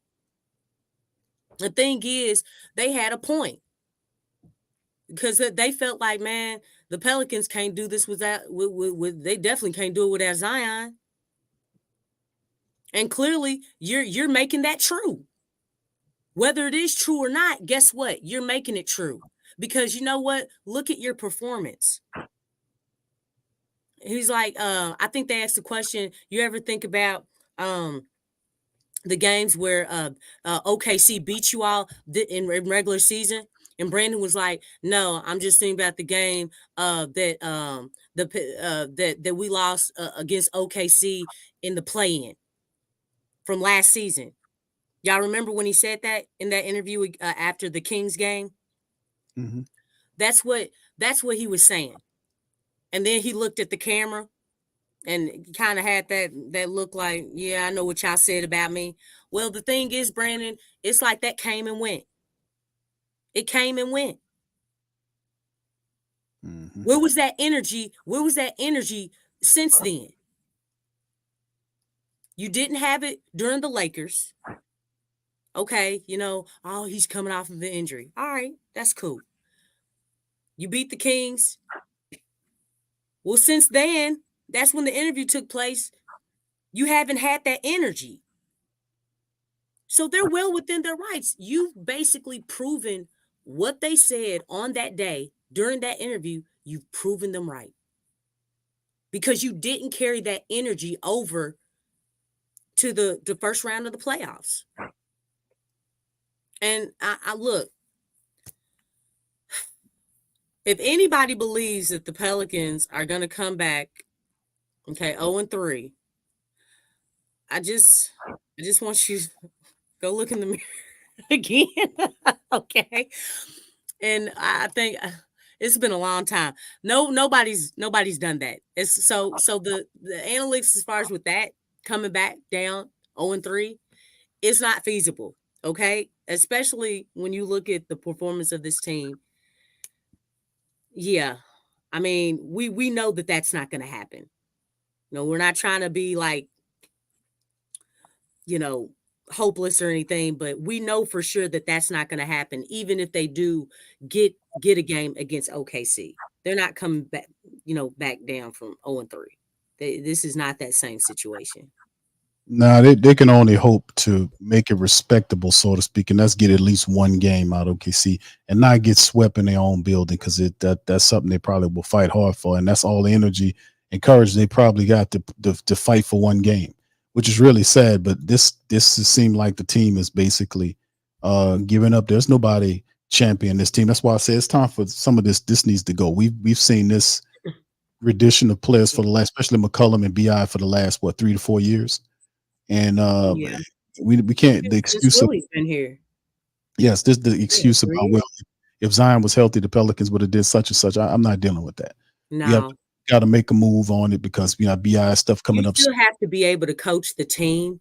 So what are you saying? Like, because the thing is that there's absolutely no talent on this team to win a game against OKC. They have to. My mind is, if the Pelicans play like they're supposed to without Zion Williamson, they play defense and they play intelligent, they can make a series out of it. I think ultimately OKC will probably, depending on how well the Pelicans play defense, because their best player is basically getting whatever he wants when he wants, and then the others are contributing. Even Chet Holmgren didn't have a big game, and they still beat the Pelicans by 21 points. And Chet didn't have nothing. He had like a single with 6 points or something like that. He wasn't even. Dort woke up on today. That's what I'm saying. He was playing defense giving them offense too. So their bench really didn't give him any points. It was basically 3 to 4 people.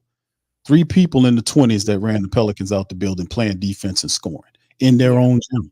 So I mean, layups and threes, open threes. Let me say that they had a lot of wide open threes. I'm like, are you serious? So Yes. y'all didn't want to play D. Y'all didn't want to defend the 3-point line today. We got to look in a different direction. Now, we know that going down. If it's possible, to get one win, to get up enough to get one win. I don't think Zion Williamson makes it back for the playoffs or all this bull crap that they be telling you to hold on. And the team should make it respectable. But at the end of the day, I think once it all happens, we need the Pelicans really need to look at getting rid of these two $30 million players and resetting and doing something different. They need to find a point guard to distribute the ball, because the CJ thing, him operating the point guard, he's not disciplined enough to stop over dribbling and just keeping the ball and all this kind of stuff. And they stopped circulating the ball. What they had, like 16 assists tonight, some stupidness like that. Yeah. So it flies in the face of logic. Man had 18 assists tonight. And he preaches, we got to move the ball. We got to move the ball. The ball moves faster than any human in the history of the world. Sure faster than any dribble. But this is the thing. What good is saying all that if you got 18 assists in the matchup when he's standing up there over dribbling? It's just ridiculous. It's time to get rid of that. We tried to the 0.5, the 0.5 offense. Remember that was supposed to be the bread and butter of the offense. That just went straight out the window, didn't it? Straight out the window. Somebody asking about how many turnovers. 21 turnovers. The Pelicans had more turnovers than they had assists. 21 turnovers versus 18 assists. I don't want to keep balling over and the they point. were careless turnovers too. A lot of those turnovers. It's like the OKC didn't even do anything to really force it. I'm not saying it was all of them, but it's like I know Larry Nance. He just didn't catch it. I'm like, dog, why you want to go Butterfinger Nance today? Come on, man. Catch the ball. Catch the ball. You know what I'm saying? Like, why can't y'all catch the ball? People shook, man. Why can't you catch the ball, man? People shook. I saw Bad Juju. He's Shout out to you can't expect a team to come back down 0-3 when they haven't come back to win in a fourth quarter all year. Henceforth 0-26. That was tough right there. Hashtag 0-26. Let's start something new. Let's just throw it at the asses. Hashtag 0-26 for the Pelicans, man. Hashtag 0-26. Why the Pelicans losing and don't have any, don't know how to win these close games, don't play with any intensity. Hashtag 0-26. That is awful, man. And Willie Green is not doing anything to fix that. Not a damn thing. Not a damn thing. Not even focusing on. You got more than enough film and everything you need to even take that, analyze, break it apart, come up with some solutions, and troubleshoot the hell out of that. Willie not even paying attention. Let's just keep on moving the ball and take 43s and just keep on doing it. Did you see him on the bench? Whatever, Willie. When they put the camera on him. I mean, it's like, dog, do you see the score? Yeah, they shook. I mean, it shook. Lex, you remember that old song by Mobb Deep? Remember that old Mobb Deep song, Shook Ones? Remember that? You remember that song, Shook Ones by Mobb Deep? It's Shook Ones. It's a song about Mobb Deep is making, I ain't gonna say making fun, but he's calling out people in the song that he classifies as pretending to be strong, trying to pretend to be strong, but really deep down, they're scary. They're incompetent, and they're basically counterfeit. They're just wearing the appearance that they're strong and that they're G's, but deep down, they shook as hell. Have the appearance, though. They shook as hell when real ones show up. These some shook ones over here, Lex. That's all I'm trying to say. You know what? Yeah, I see what you're saying. It's like he kind of like Lloyd a little bit. When Lloyd got around a certain group, he was that big dude. But when he got around the heavy hitters, with 50 and things, he didn't rise to the occasion. Like he wanted to show his prowess when he was around guys that weren't as talented as him. But when he got around guys that were more talented than him, he couldn't do it. He went up to par. So that's why they kind of separated there. But golly, I mean, yeah, Willie don't have it. He really does not have it. Yeah, I just when they put the camera on him, I was like, oh my gosh. Why is he all he is too cool over there. You You know what might I'm as saying? well I mean, cool. he He got was chilling in his chair.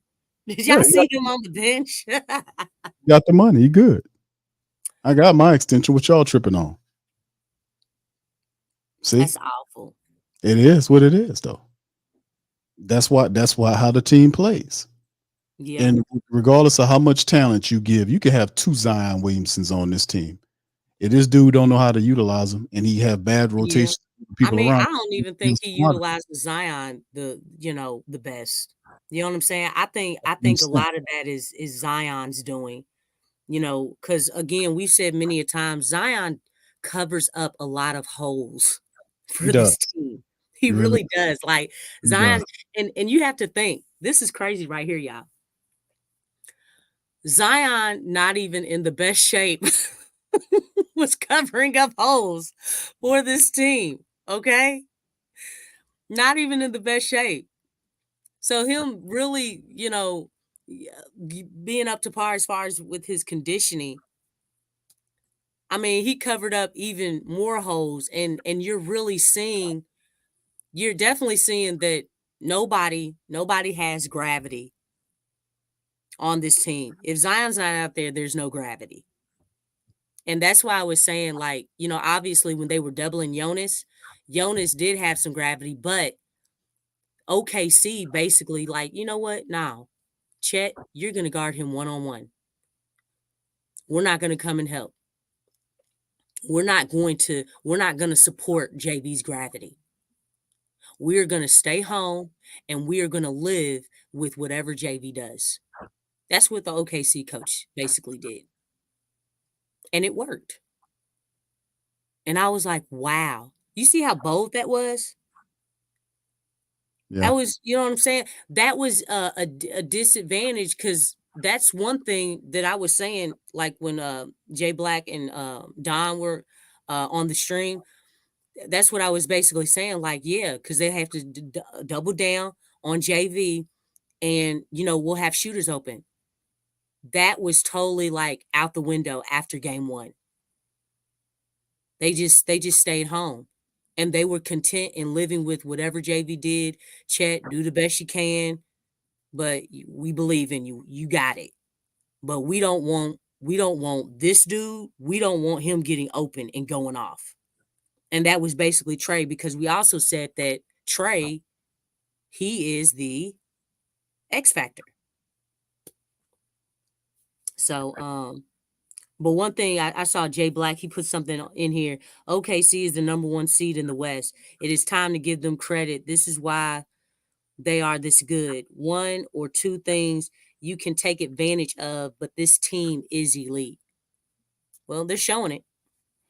Well, I mean, you got a point there, Jay Black. Shout out to my dog, Jay Black. All I can say, bro, is the Pelicans making them look like they elite. Yeah. Wide open 3-point. They're not playing. This is not NBA. It's not a huge challenge from the Pels. Right. I mean, they ain't really feeling the Pelicans. Uncontested 3-point shots, dumbass offensive, low IQ by the Pelicans. Their defense non-existent, not circulating the ball, not playing through the right players, not putting the right players on the court. We got 2 7-footers. None of them get any minutes. I mean, throw a goon at the man. You got 7-footers. Use your 7-footers against him. We don't have to always do it. He has no alternative philosophy. We keep doing the same stuff that fails. So, I mean, we really making it easy. Now, listen, OKC has been good all damn year. They play really well. Shea is awesome. They got a good supporting cast with the William boys. With Lou Dort stepping up, he hit the 3-pointers tonight. Chet was blocking easy shots. He had 4 easy blocks on the Pelicans. He blocked Trey Murphy. About that, Big Q. He blocked down an easy fucking layup by CJ McCollum dancing and tried to take it up. Chet just went just knocked it down. He had 4 blocks tonight again, easy ass blocks on the Pelicans. But how do you block a shot and you don't touch the ball? You get a whole lot of arm. You know what I'm saying? I'm not saying with CJ, that was a block. Trey and Herb, those all those were fouls. Those were not blocks. Well, the play where he hit the last minute 3-pointer that Lou Dart jumped into his chest. The referees ain't giving the call. The referees is not good. The referees don't. And you know what's nobody crazy? else do either. We can't even look at the refereeing. The refereeing has been bad, but there's been so many other things that the Pelicans have not been doing well that kind of just nullifies the reffing. Like, it's been that bad, their performance out on the court. That's I mean, terrible. you can't look at it. Their energy, just missing assignments, wide open threes, that has nothing to do with the officiating. That So was all I have that's been upset with the What's going officiating. on, fam? all right. What's up, I DC? got a question though, Lex. I got a Oh, question. okay. Q. Hold on, DC. We can't hear you, bro. You on the highway. You got your guitar with you? Uh-oh. I will crash if that happens. Oh, the baby. Oh my God. I would crash if that happened. Oh my goodness. But So All right. I got a question though. oh, okay. Back to basketball. Do you guys not think we say the refereeing has been bad? I think it's been some of the worst refereeing I've ever seen. Yeah. Do y'all think that plays in the part in maybe the missed assignments, the lackadaisicalness, the not wanting to show up? I see a No, team that already looks defeated before the game even starts, and especially once they realize how it's going to be called. You know, I think sometimes that plays a part in it as well. Am I tripping to see it that way, or am I being damage control? I'll let y'all answer. I mean, I think the Pelicans they haven't been playing up to par, man. I mean, look, there's been a problem with the refereeing for the Pelicans all season. But I'm looking at the way that they're playing, the way that they're, defensive assignments, like the cushion that OKC players had behind the arc between them and a Pels player. It's too much space. It's like, dog, what are you doing? The ill will turnovers. There's been a lot of unforced turnovers. A lot of unforced turnovers. Why are you not catching the ball? Why are you not making a good pass to your teammate? Like, there's a lot of things that they're not doing on their part. That's like, you can't even fully go with the reffing and be like, oh, it's because of these calls. It's like, no, like, I kind of feel like for instance, Brandon, and I pointed this out, in the last game, DC, like Brandon, he is doing a lot of fading away from Lou Dort. A lot of fading away. Like, it's almost like he's making it easy for him to guard him, for him to shut him down. Like, there's things that you can do, to help yourself, but fading, if you're going away from the contact, the refs are not going to call anything for you. When you look at Shea, and I'm surprised that, the Pels haven't take something from him. Okay, well, let me try some things that he's doing. Like, he goes towards the contact. He's towards it, not away from it. Those fadeaway jumpers that Brandon likes to shoot, man, like, it's like, no, Brandon, go into the contact. Stop avoiding it. Like, there's just, like, we're not really trying to help our case. And they have been making calls for Brandon, but, I mean, obviously, probably not as much as Shea. But you got to go towards the contact. You can't do those fadeaways, man. They're not going to call anything. They're not. Well, They're I've seen not gonna do it. several plays, Lex, where they went towards the contact and they get atrociously fouled, and nobody calls anything. Willie Green says something, and then the play just continues. Like what happened with Brandon Ingram at the end of the third quarter. Willie Green Yeah, should got ejected behind him. That yeah, he should you have. can't have a dude come up under you and you don't have a landing zone, and then they don't call a foul. That's the same way that Kawhi Leonard got hurt. That was the reason they invented the rule. It they was a don't. textbook call. that they should have made on that. And Well, when you're saying stuff like that, you know that man, you gotta do something different, and you need to get a little radical. So if y'all ain't gonna rep it, look, we getting Texas. Somebody getting elbowed. Something gonna happen well, because we know that ain't gonna happen, bro. Because well, that's the fault, Big Q. That's the Pels' fault to me, because if they're not gonna call it when they're not gonna call it fair, well, I ain't gonna play fair. Yeah. I'm not gonna play fair if y'all not gonna call it fair. And I mean, and what will happen is the game will get out of control, and the refs will get set down, and they'll review all of that, and they'll do or take bigger measures to try to make it a little more fair for the Pelicans. But if you just keep taking it, they're gonna keep on giving it. That's what I see. We keep doing the same thing, and the same thing gonna keep happening. well, Deacon Willie is not gonna Yeah, he sure ain't. like that. He ain't gonna do that, DC. And besides, He's not. talked about the Kawhi Leonard Nice guy finish last, even with all the talent. about to get swept. But listen, this is the thing I'm talking about, dealing with that, what you talked about with them, the guy getting near his landing space. They've been doing that all damn year long. Guys try to block sight shots and they creep up, they put their hand up and they walk up under their feet. And it's really very it's a miracle that a lot of ankle injuries has been happening, because they've been getting away with a lot of that. You see guys run up with their hand up to try to block the shot, and their feet get right near where the shooter's feet is. The referees don't stop that. They don't warn them. They don't do none of that. Lou Dart on the 3-point shot that BI hit, the some bitch got up under him and leaped into him and didn't get the call. But what I'm saying is, if we are right, that was a little more than walking up under him, but it was the worst possible way it could happen. Bi just didn't fall crazy. No, but I get what you're saying. I agree, but I'm saying the referees have a few games this year. They've been fair. The majority of these games have been horribly officiated games. This has been by far what the referees are not even. I don't even think they have control of the game. I think they're being told certain calls. I'm thinking they've been told to make, because it's just all these crews are consistently awful and horrible. All of them are trash. There's not one good crew that's doing something the right way. All of them call the game horribly unfair, which means I think it's something else going on here. But outside of that, if we are if we have to play our brand of basketball, regardless of what we got to do, the mantra should be the Pelicans against everybody, the Pelicans against the world. We got to beat the damn team we playing. We got to beat the stinking dirty refs. We got to beat everybody. Yeah. And that's what we're supposed to stand on. Not the mentality they don't have. That you have to come in with. That's why it's so important for the Pelicans to come out with that high energy. They have to outplay their opponent. They have to want it more.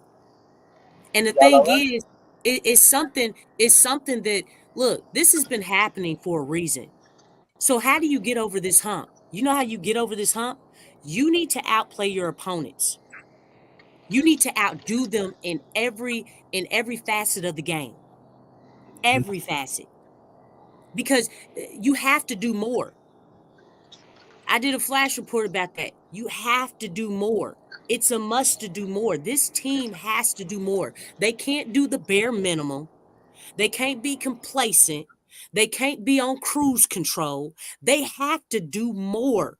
Mm-hmm. You don't have the respect that you want. You don't have that. They don't respect you. The refs don't respect you. The teams don't respect you. The coaches don't respect you. The media doesn't respect you. So you got to do more. You got to take things personal. And let me tell you something. I'm not seeing where these guys are taking it personal. I'm not seeing that in Willie. Like, there's a different way that you have to approach the game. You know what I'm saying? Like, we winning this game. And ain't nothing going to stop me. That's the attitude that this team needs.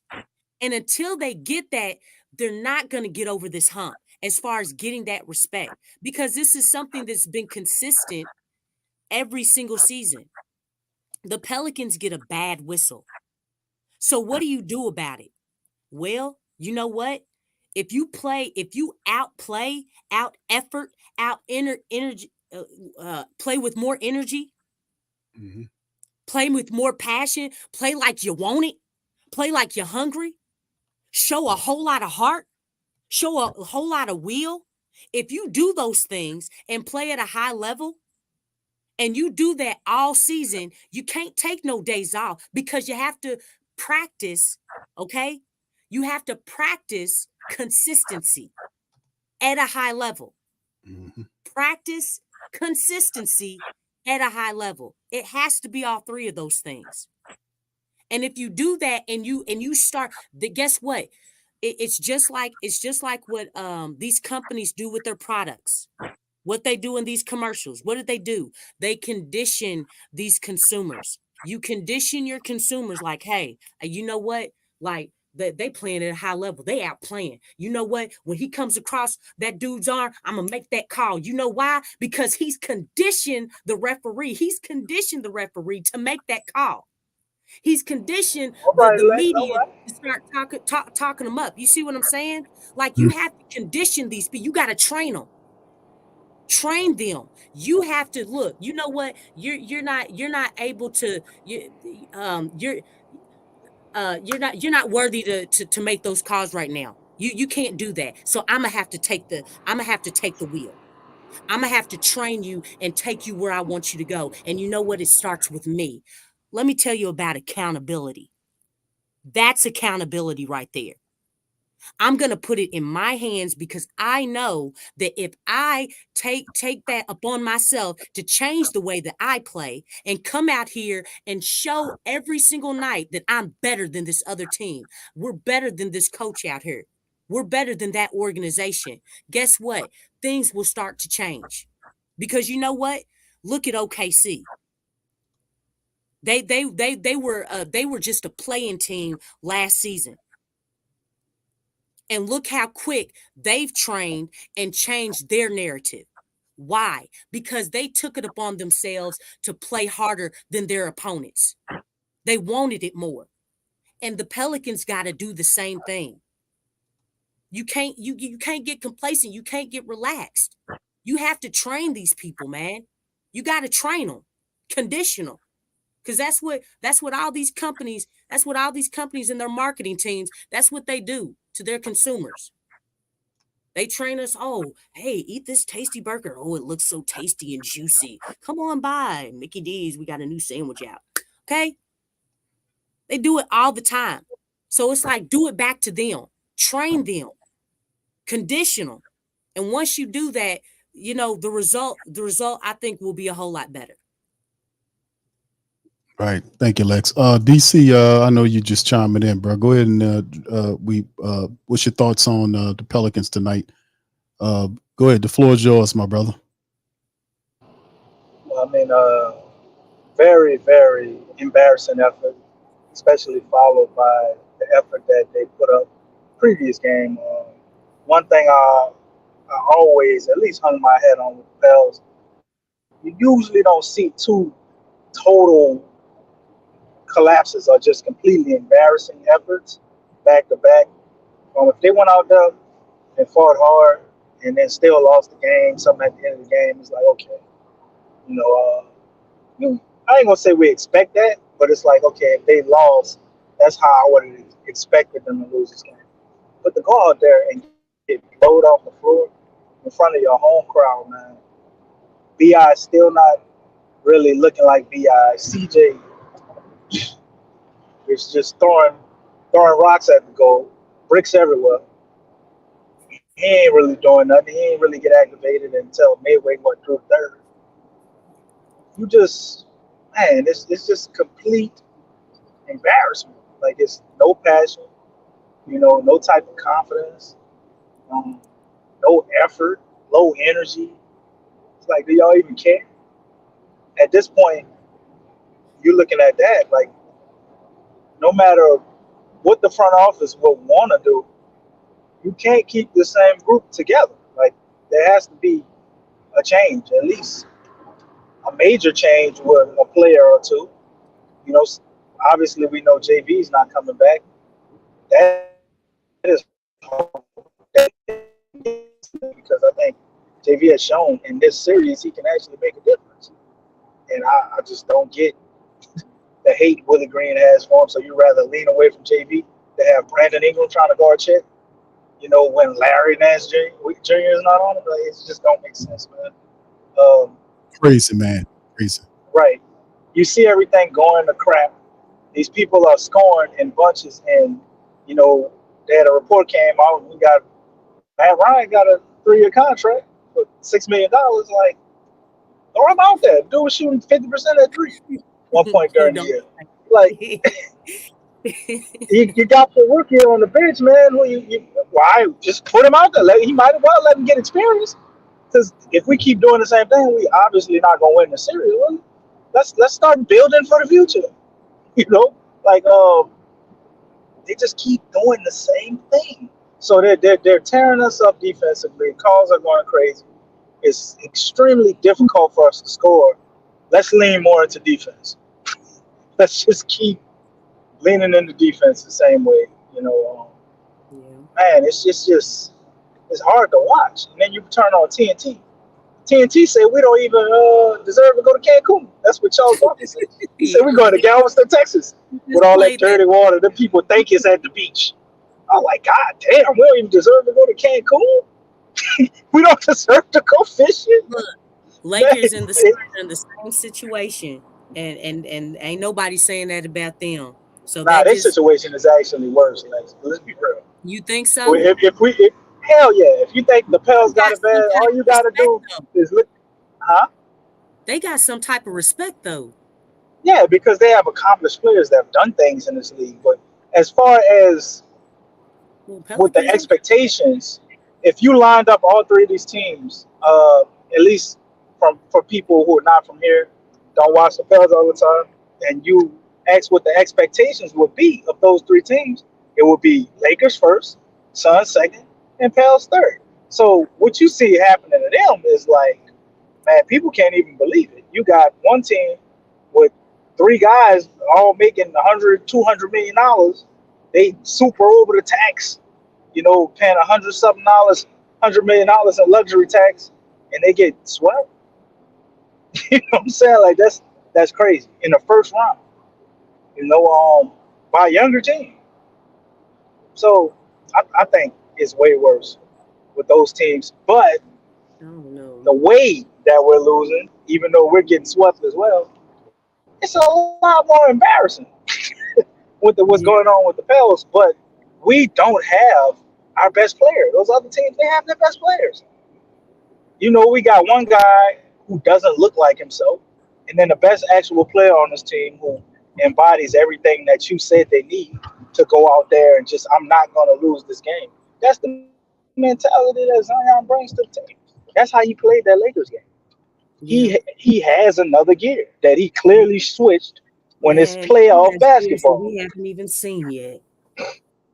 Right. And he was intentionally waiting, which I constantly mention all year. Like, look, people complain about Zion with the rebounding and his defense.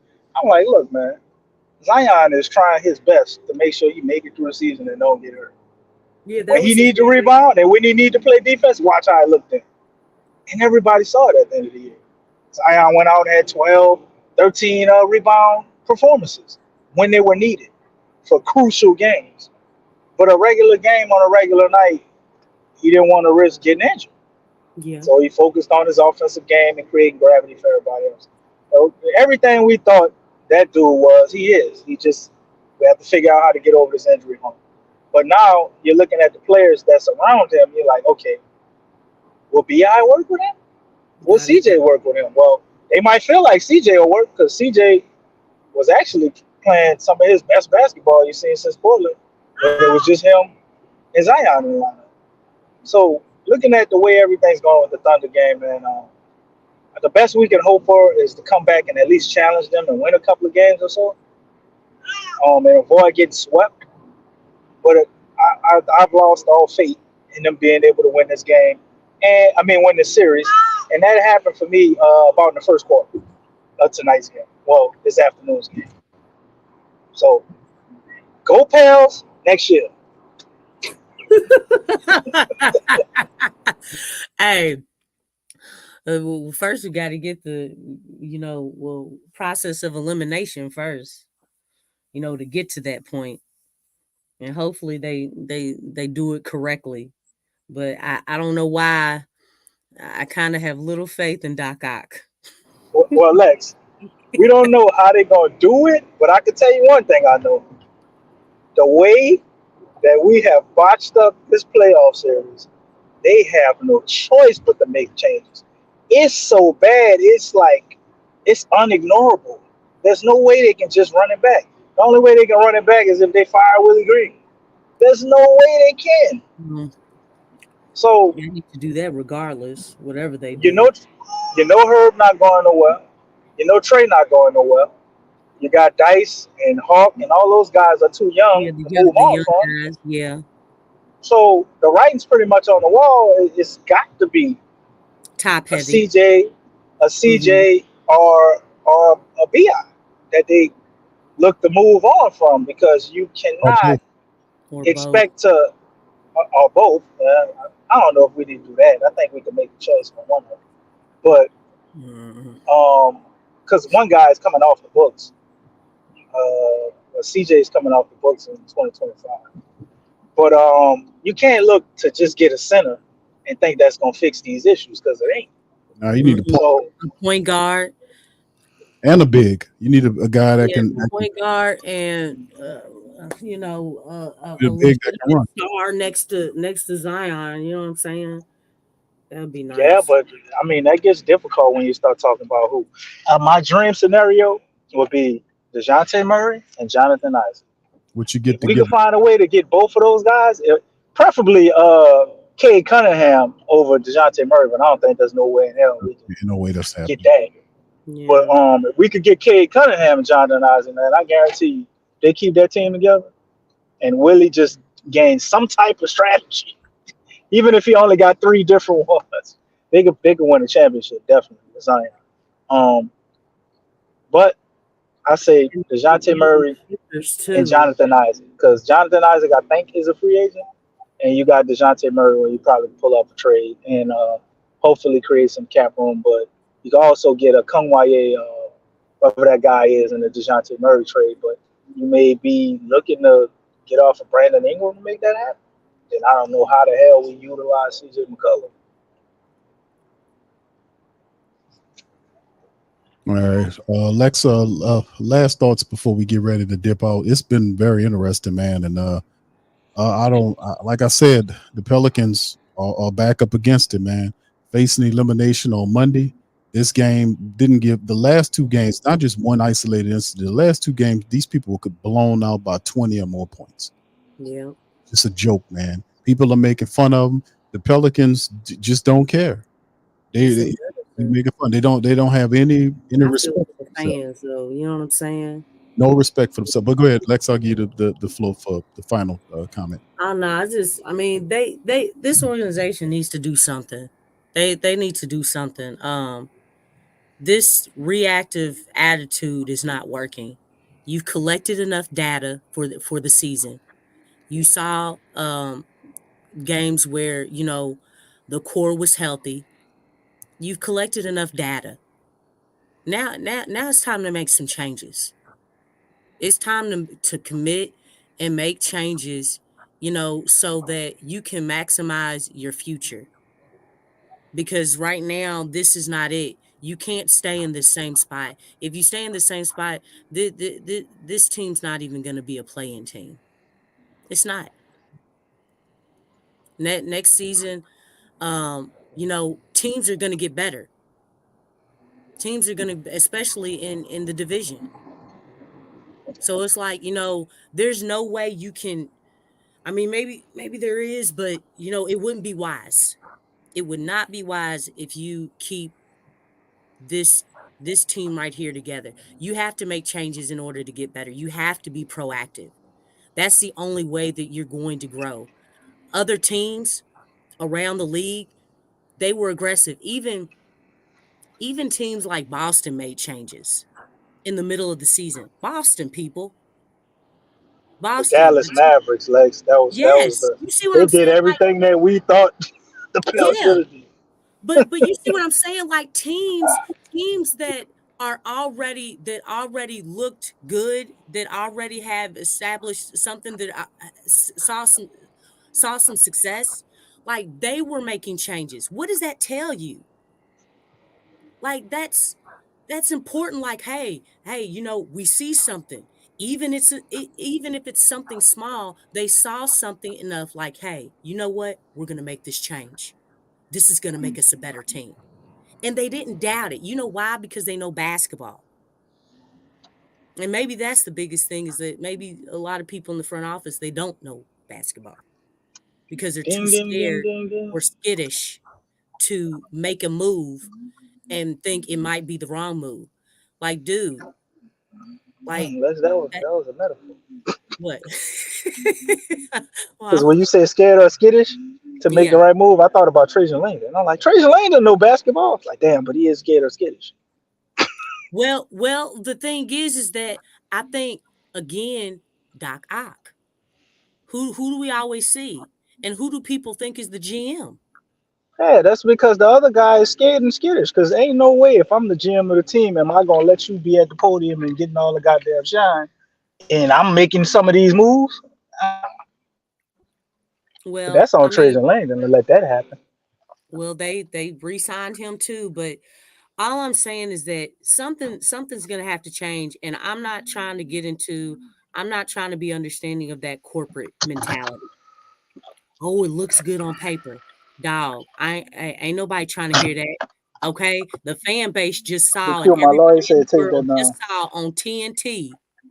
Everybody just saw how horrible this team performed. Ain't nobody trying to hear nothing on what you collected, on what you got on paper, because that's that corporate mentality. It's about what looks good on paper. Nobody's trying to hear that. We saw it with our own eyes. This is not working. This does not look good. This is not a good product. Stop messing around and make these changes, because this ain't it. This is not it. Like, I mean, hey, who all is embarrassed about this game and this whole series, and for most of the season, the in season tournament? I ain't letting that. Zion look. How'd he look? Zion looked embarrassed. Yeah, Everybody who yeah. was playing it really looked embarrassed. I mean, Zion wanted to play. Zion's trying, like, everybody was saying he was attacking his rehab so that he could come back. Like, he wants to play.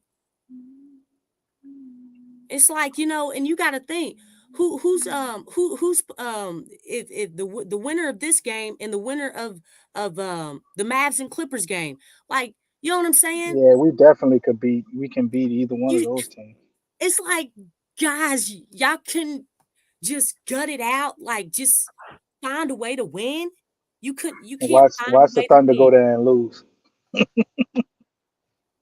I mean, it's just, oh, the mentality just is just so wrong. It's just wrong, man. And I know we've talked about this stuff like all season, but I got zero faith in Willie. I don't have any faith in that dude. He doesn't. He's not it. We've seen the extent of how far this team can go with Willie at the helm. It's a first round exit. Okay. First it's basically a play-in team. And if you get out of the play-in, it's a first round exit. That's it. That's But as far Willie as, never had his best player in the playoffs, Lex. you know what? You Time's up, bro. did. The thing is, the team didn't perform and you didn't coach. When he's in a position where he has to coach, this team is 0-26 coming from behind. Trying to tell you, it's his. I The mean, time is up, though. How long are you supposed to yeah, wait? it's like, how long? Like, It's over. Time's up on that. it's like his decision making and philosophies, it's hurting the team. Mhm. It's like 0-26. I You don't can agree only with y'all. He can only win one way. I mean, that's fine. I mean, it's I okay think to Willie win. Green should be our defensive coach and our motivational speaker. So an assistant I coach. don't think we should get rid of him. That dude You is a see, one-trick motivational opponent. you I ain't see, trying to hear we got to fight. That's all he had. That was his last motivational speech. That was 3 years ago. DC, Say, we all Lex, why didn't they put that up on a banner in the practice facility? You got the You know fight. what? That should be a banner. Because he's delusional. that was out of character, man. I mean, and plus, it ain't no loving word. It ain't no one. Wait, hold on. We got the fight with compassion. That's better. No, With no. force. No, No, it's with we got force. the fight with force. Man, that dude. Look, every time he says force, I'm like, dude, you watch too much Star It's Wars. counter, no, Stop. it's counterfeiting your violence, but making it more feasible to tell. Because he won't justify using violence. It's too stern of a word. So we're going to use force. Force is what we're going to Much use. Star Force. Wars, man. I ain't trying. No, DC, we I don't feel like that word. That force and credit. I don't like neither of the words. I'm gonna work so hard not to ever use those words again. DC. We kind of feeling a little low today on the show. Could you bless us? Oh wow, with with some your- hopium. with a guitar solo, please. I mean, Well, this is what's going to happen. Pelicans are an amazing team. They are a young franchise. just Come on, going. family. I With want. franchises. So is the Thunder. Wah, wah, wah. But wait a minute now. We're still in the second phase of our rebuild. It is not over. It's phases. You know, right. You got to trust the process. Look at Phil. Dude. You see what happened, Phil? We could be the modern day Philadelphia 76ers if we just play with force, love each other, He ain't and say have that. compassion for the game. Compassion, With mindfulness. togetherness. And you have to attack your practices with joy It's just together. together. There It's you go, together. Q. It's not togetherness. He just got together on the wall. It's together on the wall. It's That's right. Yeah, that's right. So That's right. And you are looking at two potential top 15 players on this team. It don't matter that they can't stay healthy. That's not a problem. We just got to make sure that they get healthy at the right time. See, the problem was we were so obsessed with getting what happened. So we don't get any guitar solo. The people want to know, can we get a guitar solo first? This is the best solo I got for you. This is the best solo I got for you. So the problem is we were too obsessed with winning 50 games this season, right? If we would have just won 47 games, we'd have been in the same position, right? And we could have kept Zion healthy. Just if we'd have had the foresight to just forfeit that Lakers game. Matter of fact, the Lakers should have forfeited that damn game because look what happened to them. They would have been better off playing the Thunder. If we would have had a healthy Zion and played this. If woulda, coulda, shoulda, if was a fifth, we all need to get drunk on that. Because if you look at all the ifs, I'm telling you, this could have been an amazing season. But don't give up hope because the Pelicans are not done yet. They still got one more game. Y'all remember Miami Heat? They was down 0-3, and they came back and rattled off 4 straight with a D-Wade. Nobody knew D-Wade was going to do that. Brandon Ingram can turn into D-Wade. We don't exactly have a Shaq. I think CJ McCullough likes to sleep. can hit a bunch of 3-pointers. All right, did she OD on the Hopi? Lex OD'd on the Hopi. Let me tell Yeah, Popo likes to sleep, man. You're just it was too much Hopi. It was too much Hopi in Q. Too much. Potent. That's a potent drug. Where's this going? He got It's from going stagnant like Willie.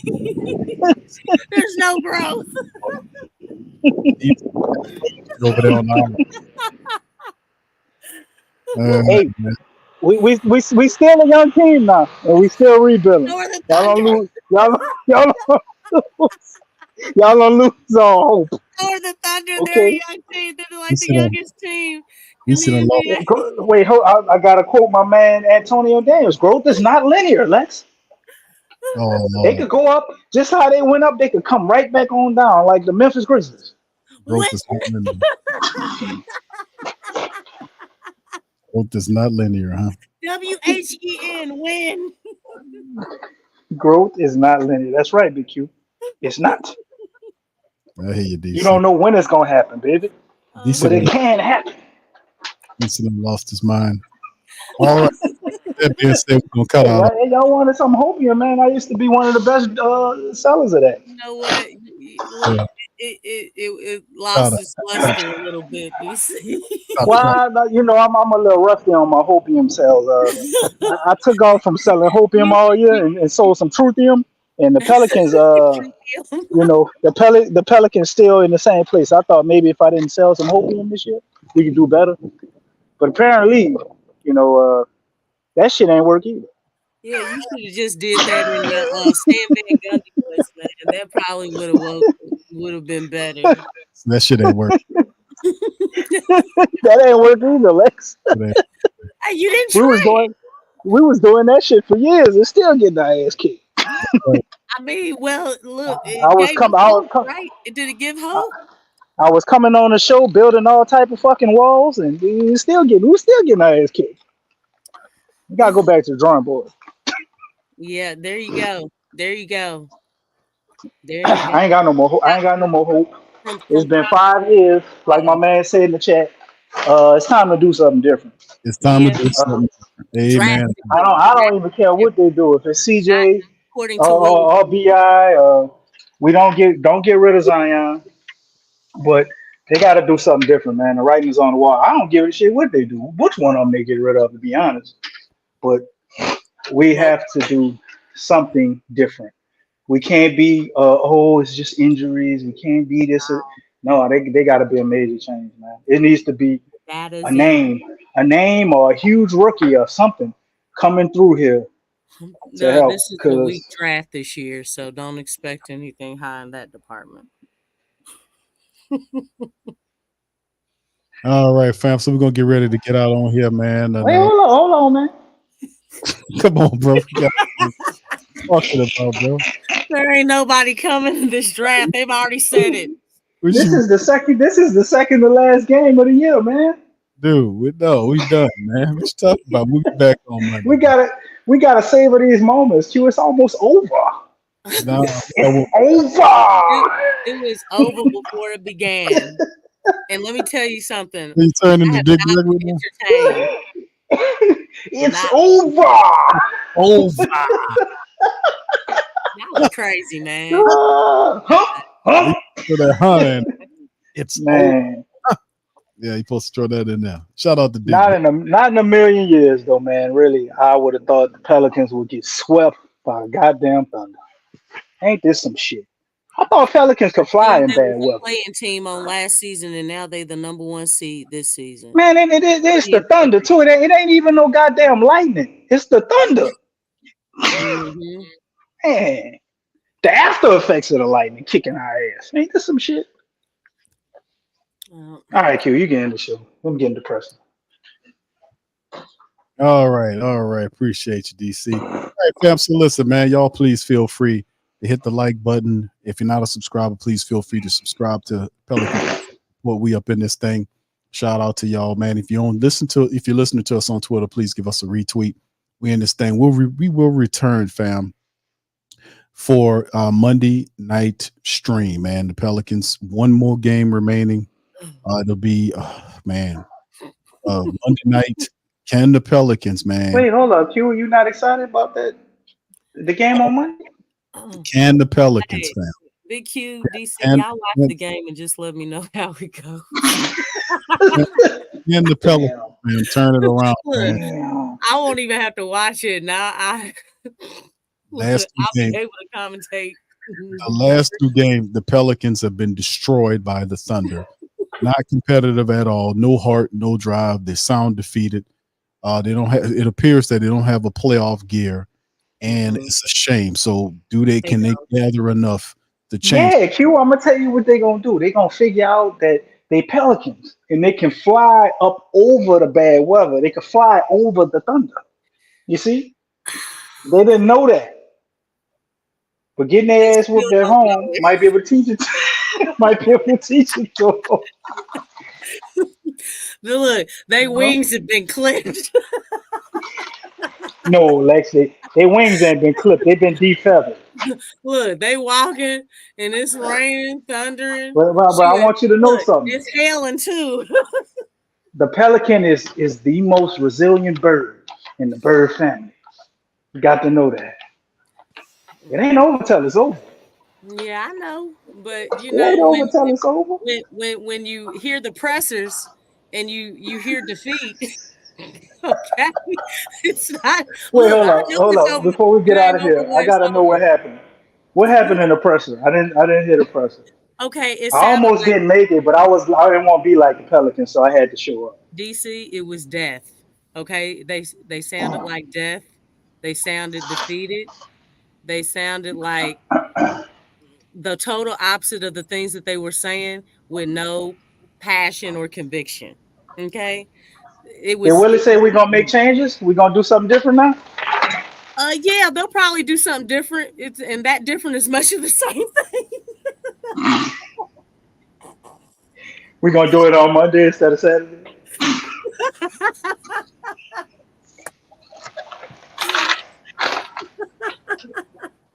Damn, Oh, Aramis said depression. depression. Oh, so nobody had no fire at the podium. They didn't at least call out the refs or nothing. No, it was look, yeah, we just gotta come out and we gotta play with more energy and just do a whole lot more. Can you talk with more energy? Nigga? That's how Brandon was talking. That's how Brandon was talking. And CJ, yeah, we just have to figure it out. And you know, Somebody cancel his Netflix account. No more TV, CJ. No more Martin. you know what? Hey, this brings me back to stuff that Draymond and Jimmy was talking about, man. I'm just, it's hey, there was a point being made. There was a point being made, but that still ain't gone though.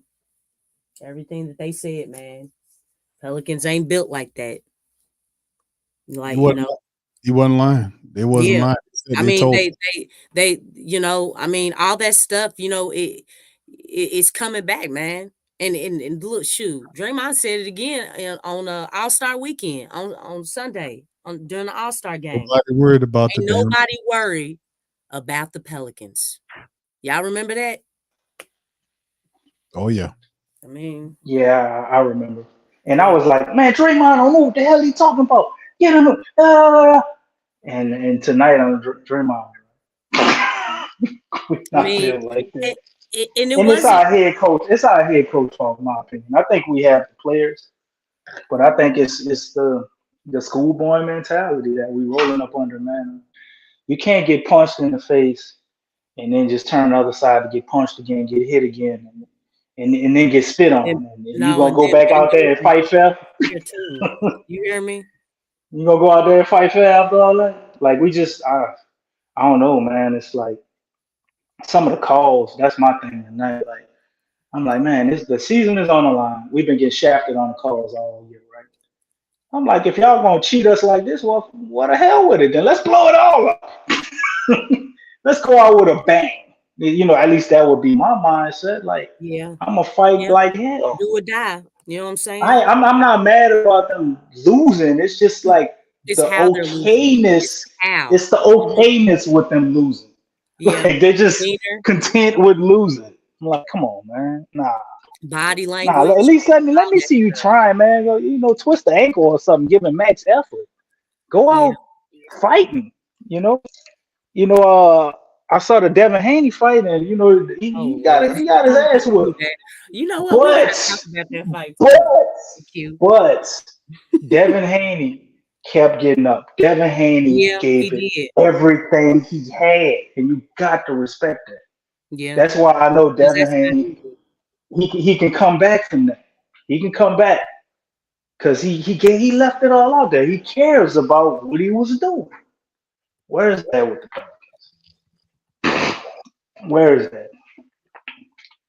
So as long as we okay with losing, we just gotta do that, man. Y'all can wipe the floor with all that. And everybody in New Orleans, that's how we feel, because that's not the type of city we are. Mm-mm. we want you to put it out there because the people they gonna put it out there for y'all like that. Yeah. Win, lose, or draw. Everybody in the city just wants something they can be proud of. And they ain't providing it. We know you ain't gonna win the championship every year, but you're supposed to fight. You got to fight.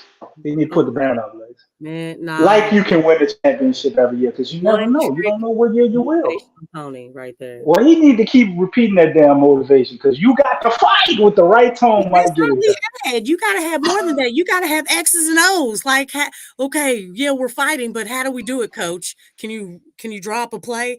No, I can't. Yeah, I'm drop the play 0.5. We practiced this, guys. Like, should we do the pick and roll, coach? Yeah, just go out there and run around and just give it to Brandon. Brandon, do something with it. You know what I'm saying? Like, dude, there's no guidance. They need the coach the water boy here. Oh, shoot. And look, Dan Tony, look, hey, let me tell you something. The Pelicans need to fire Dan Tony, okay? And, I mean, because he's an offensive coach. You know what I'm saying? All these problems of, obviously defense is a problem. It's been a problem in the series, but it's like offensively, it's like, why do you have all these offensive minds around you? Nah, I'm gonna tell you something now. Nah, I done said this before, even before you was on the show. People stealing money, you know? D'Antoni, he's stealing money, but this is in his clause. D'Antoni had a clause. He said, call me when Zion out there. When Zion out there, don't call my phone. So even when Zion is out there, sometimes Willie don't even go to him. When Zion is hurt, you can't call D'Antoni. He's on the beach sipping Mai Tais with all that money we giving him. And that's that. So if Zion come back, you ain't no influence from D'Antoni. You can can that.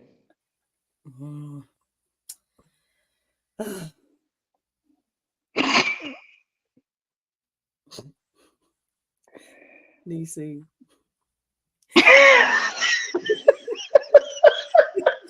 What are we talking about?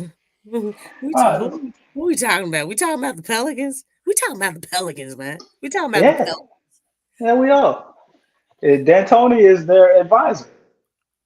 And I'm not seeing a lot of you know what, Lex? What if D'Antoni is giving Willie all type of offensive advice and Willie say, look, we're focused on defense. You know what? I mean, that's what he's doing with Borrego. And he's on the bench. What if he getting all the advice and he's just like disregard that shit?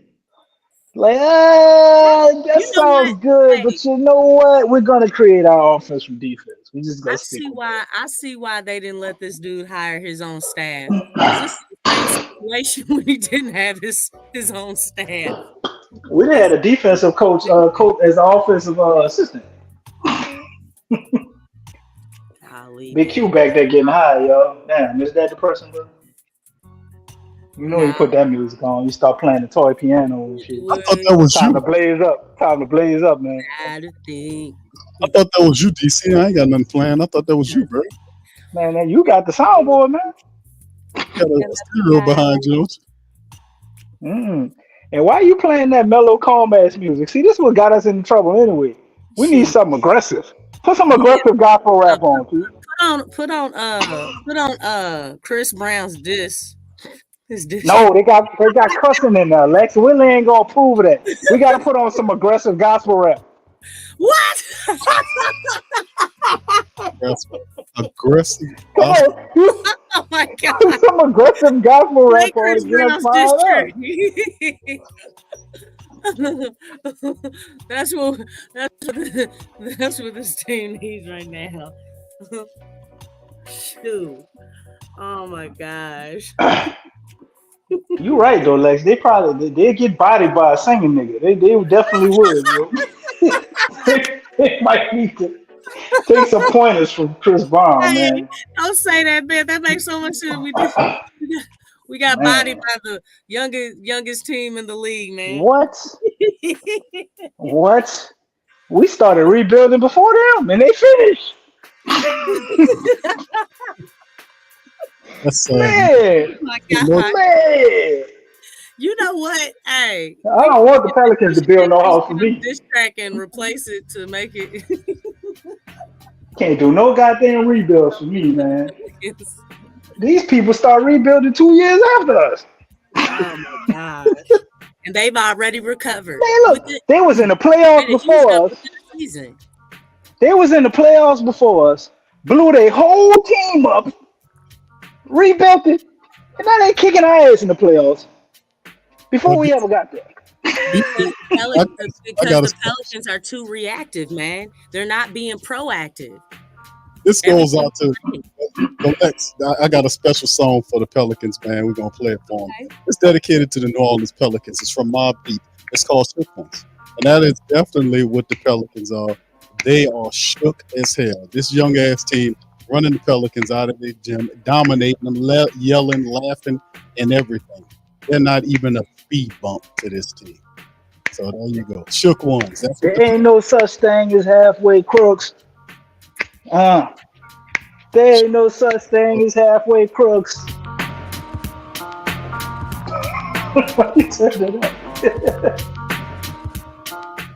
That's terrible, man. It's terrible. We basically validating what Draymond Green said because the Pelicans are shook, man. 2 blowout losses is going down. It's awful, man. Now you know the Pelicans ain't gonna listen to that though, Q. They got too much cussing in the song. You gotta find That's why I got this. My man said you gotta get some gospel drill music coming here. Gospel drill music. Wow. You might have started something. That was a good one, Ed the Don. Oh, yeah, bro. Some real stuff there, dog. That might be the next wave, bro. You never know. All right, brother Aramis says D'Antoni is the coach's consultant. He's consulted Willie Green on how to get to Cancun. Yes, indeed. Sadly, Willie took the lead consultation on that. No, he doesn't. Aramis, he failed that day. Like Lex said, they said we going to Galveston. We couldn't even make it to Cancun. Chuck said, "Look, Pels ain't even trying to take a plane. They trying to take Greyhounds." Damn. How you consult the coach on how to make it to Cancun? They can't even make it there. Shit. Matter of fact, why is D'Antoni why is he our consultant anyway? He ain't never won nothing. Why the hell is he our consultant? He's gotten to the second round of the playoffs. What does that mean? I mean, that's way more than the Pelicans. I was the 4th best loser in my conference. Come on, man. Hey, I mean, let me tell you something. I mean, he coach Steve Nash? Yeah, he did. At Phoenix? Well, how far did they go? They went to the Western Conference, didn't they? Yeah, I think they made. Didn't they make it? Yeah, they did. Steve Nash. I think they made it to the Western Conference one time. Back to back. Yeah. Right? So did with Terry Stotts or whatever who that was for the Blazers. Why he not consult? At least he know how to coach CJ, right? Is Terry Stotts still alive? Wait, he did? I don't know. I thought one of them died. Aramis also mentioned, we mentioned Houston, but James Harden, they went pretty, I mean, he's been in the playoffs every single year, and he's been in the playoffs convincingly. It wasn't through a play-in. Well, the play-in came in after. But, yeah, I don't think D'Antoni was ever, lower than 6 seed. Oh, what about when you coached the Knicks, Lex? Oh, well, shoot, that's far. How far are we going? I mean, I said Phoenix. Goodness gracious. Didn't he go? Nash was a 2-time MVP then, but goodness gracious, I don't remember them. If I'm not mistaken, didn't D'Antoni go to the Lakers too and mess that up? Oh, yeah. He went there, but the Lakers, they in win now mode. So if you don't have the pieces and stuff. And wasn't he over there consulting in Philly before James Harden got there and they ain't do shit? That dude just getting free money. Oh Oh, dang. Well, They just hey, taking and advantage of the even gift. with all that, he still has more success than Willie. Wow. Man, they just taking advantage of Gail. Yeah, we need this guy. He'll help us. Just taking advantage of her, man. She just don't know. She just giving Boy, these. you ain't lying, because David Griffin and D'Antoni got to be like this. Huh? Wasn't they? He was around and probably was a part of D'Antoni joining the Phoenix Suns, because David Griffin had been over there, if I'm not mistaken, right?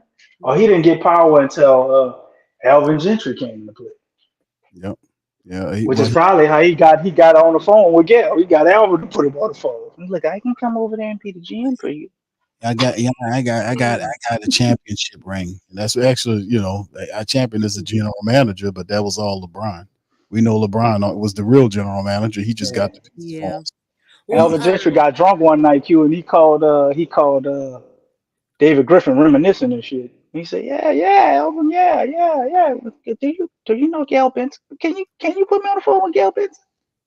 And that's how it happened, bro. One drunk night from Alvin Gentry Man, Griffin got us the octopus, man. situation though with Cleveland. He didn't like the fact that LeBron was running things. And I Nope. don't think he don't want the same thing to happen in this situation.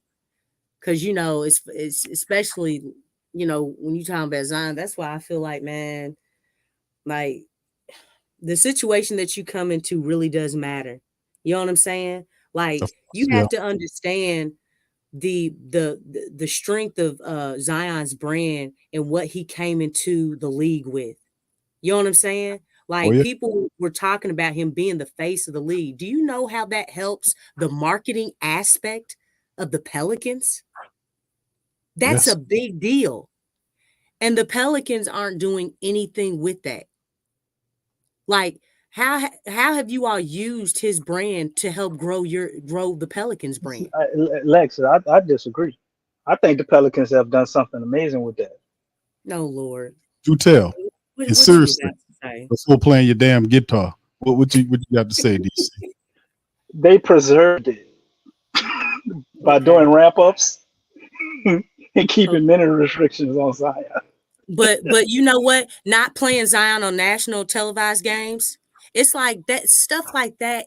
That's you're losing. Why would you do something like that? Because they're crazy. Don't know what they got. It's like you're not Because we're using. working towards a sustainable future, and we wanna have organic family environments with Stop. great human beings. You know what? You know what? Like It's time for DC to get That the is hell the out. winning recipe. Like I said, DC, like I said, look, man, bump the culture, bump the family, bump the love. The foundation of this organization needs to be winning. What are we going to do to win? What are we going to do to win? And as soon as they start focusing on that, guess what? The culture, the family, the love, okay? All that stuff comes with the winning. But you have to get the winning first. Well, Okay? David Griffin said he won, and that they hated each other and all of that, and he was very unhappy on his road to winning a championship that way, Lex. So he's so I mean, well, good the thing is, well, that guess what? Then if he's not trying to win, then he's not on the Pelican side. he is trying That's to the same win, but he wants to no. win a certain way. The hell with what works and what don't Yeah, work. he wants He to wants to have win, all the but he wants to control. win on his terms. Yeah, he wants to have Okay, all you the gotta control understand that now. because LeBron had all the control in Cleveland, Yep. and that threatened his ego. Yep. It hit a nerve in his ego. Absolutely. And hey, at some point in time, dog, we don't care about your ego. Nope. The Pelicans fans have been here way before you have. That's right. The foundation needs to be winning. And golly, I mean, really, Gail, because really they hustling Gail. I really feel like they are hustling her and taking advantage of her because again, they're going to her with that corporate mentality and showing her, well, look on here on paper. We're doing this. I mean, as you can see, the revenue has been raised here and the games regular season, they've been improving. Okay. There's huge jump. There's been a 10% increase in the winning every year. The coach has been here. So we are doing things now. this is a process. No, man, that's a lie. Gail, what do you see with your eyes? What do you see with your eyes, girl? They see what they tell her. I've been saying that, Lex. I've been She saying that. needs to watch these games. And Gail she might needs to be. get She might around, have some context or something right now. Like she she can't see needs to that get good. She around was like, some oh. basketball minds. Be like, look, I know what they're telling me, but what do you see? Look, that's who you need. That's what you need to do. They That's hustling. what you see. Somebody can tell you the truth, because the thing is, the eye test is not matching up with what's on paper. Nope. Stop. You can't believe everything on paper. You can't Man, do that, man. Miss Gail go straight to Mickey Loomis and ask him what he think. So that's why It, we in the situation we in. He hustling her too. All them dudes hustling her too, because she's a very rare type of owner where she runs her business like a family. She And trusts 100% trusts the people that she employs, and she doesn't have. See, that circle was created before her. They know her limitations because they know who she is and what she is in terms of her being there. Now, I've been saying this before. What Gail needs to do is she needs to hire two people she can trust, like two people that'll be totally loyal to her. One that covers the Pelicans, one that covers the Saints. That's not a part of the culture. And this person has to be a person that knows about NFL, pro football, and the ins and outs of it from an executive level to a player level. And then the other one is the same with the pro basketball. And those are the people that she sends to gather information from both sides of the fence and listens to whatever the Saints are telling the Pelicans, and then have her conversation with that person. And those two people give her the real about what's going on with this team. That person also needs to be tapped into the people on the street, the people that support the team, to see if that they're valid, because these people will lie. They'll spin the truth. They'll fabricate. They'll say things that's not true to protect them jobs. I've been exposing Griffin. I've been exposing Mickey Loomis. I've been telling Mickey Loomis he's not a real general manager. He's a VP masquerading as a guy. A lot of what he did during his years with the Saints was back behind Sean Payton telling him what to do. It's an obvious difference when Sean leaves, and look how he looks now. So that's why I was selling. That needs to be changed, because these guys are greedy. They sitting on top of the team and they just banking, they making money, and the teams are failing. The teams are not doing what they're supposed to do. And as long as they're making money, they consider that as a win. We don't want to hear that. We don't consider you making money as a win for you. You have to also appease the people that you have out there. That's the support base of the team. They want to see you win. They want wins that lead to bigger wins. They want playoff wins. They want stuff like that leads to trophies. They don't want this half-ass shit that you're running out here saying, well, we built this and then it's this and this, that, and nah, none of that. Getting cheap-ass coaches that don't really know the game, like talking about so you can bank out and make money. We know what time it is, man. You got a cheap-ass coach, Dennis Allen, that's easily manipulated. He's a half-ass. He's not really a head coach. He's half-ass. And Willie Green is totally inept in many aspects of his game. He's a good guy, but he's incredibly too blind on a lot of other things. So in the end, this is the type of stuff that she will never see, because these people will spend it like she's winning, because she makes $1 billion a year each and every year, according to Forbes. So that's considered a win. So in the end, it is what it is, man. So we've been saying this. I've been telling the truth about these people for some time now. That's what I lay out there. They don't like that, be exposed in their game, but it's time for them to go. If you're not winning and you're taking care of business, it's time for you to go. Mickey Loomis been there for over 20 years. The game done passed. It's time for him to go.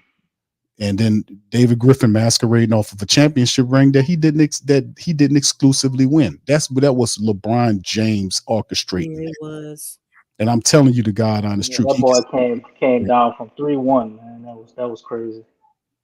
Telling you, bro. Telling you David that Griffin had nothing to do with that. he had nothing to do with that at all.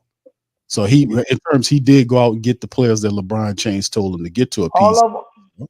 But in the end, he wasn't the architect of that. Mm-mm. So let's tell the truth and shame the devil. That's what I'm talking about. And that's what we need to leave going forward. I mean, he lucked up and drafted Kyrie, and LeBron just happened to want to come back. And they got him a championship. Period. Yeah, that's all it was. Well, he also drafted Deion. What's that boy name that Kyrie was getting in the fights with? Deion Waiters, the little pot head who got kicked out the league for taking gummies on the plane. Mm-hmm. and acting crazy. And they Yeah. kind of into it. They can't get along. All that kind of He stuff. was actually a good player though, but It's a basket. yeah, how do you draft a guy that don't mess with your number one guy? That's Yeah. different, Boy, that is a horrible manager of people, right? Yeah.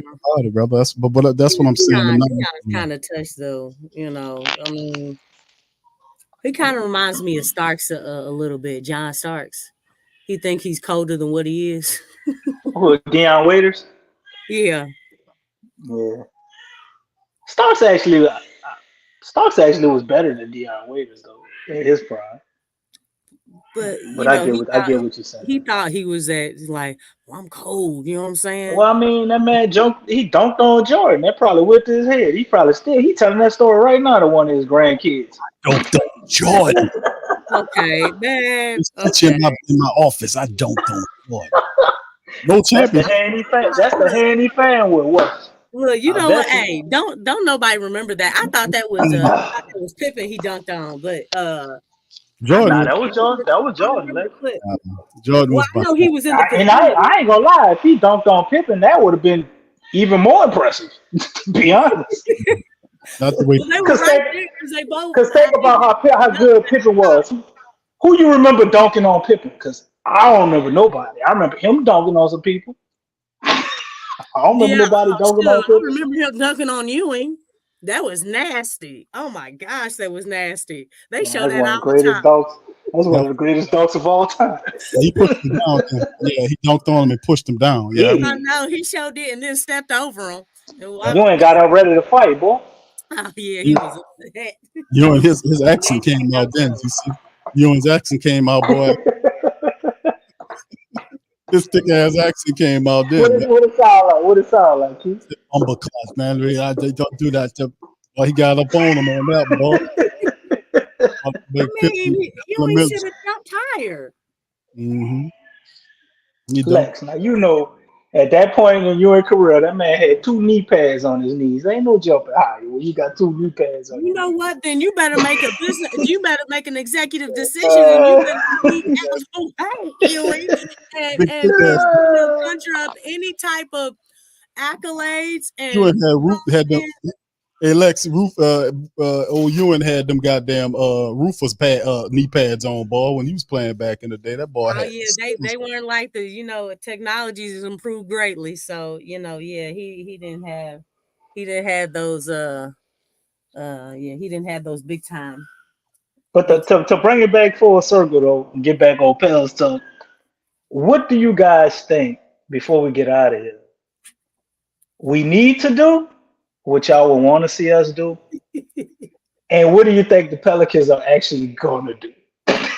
Because those things can probably not be the same. Look, we could just skip the first and the middle question and just go to the last question. You can go, Big Q. I'm just gonna turn my time over to Lex. You don't want to answer that, Q? I've said enough, brother. I think that it's very evident what's going to happen here. What's going to happen? It's very evident what's going to happen, and the Pelicans going to give their best effort, and more than likely, it's probably not going to be. Absolutely nothing. Say it again. They're going to. They'll give a strong effort. It won't be enough.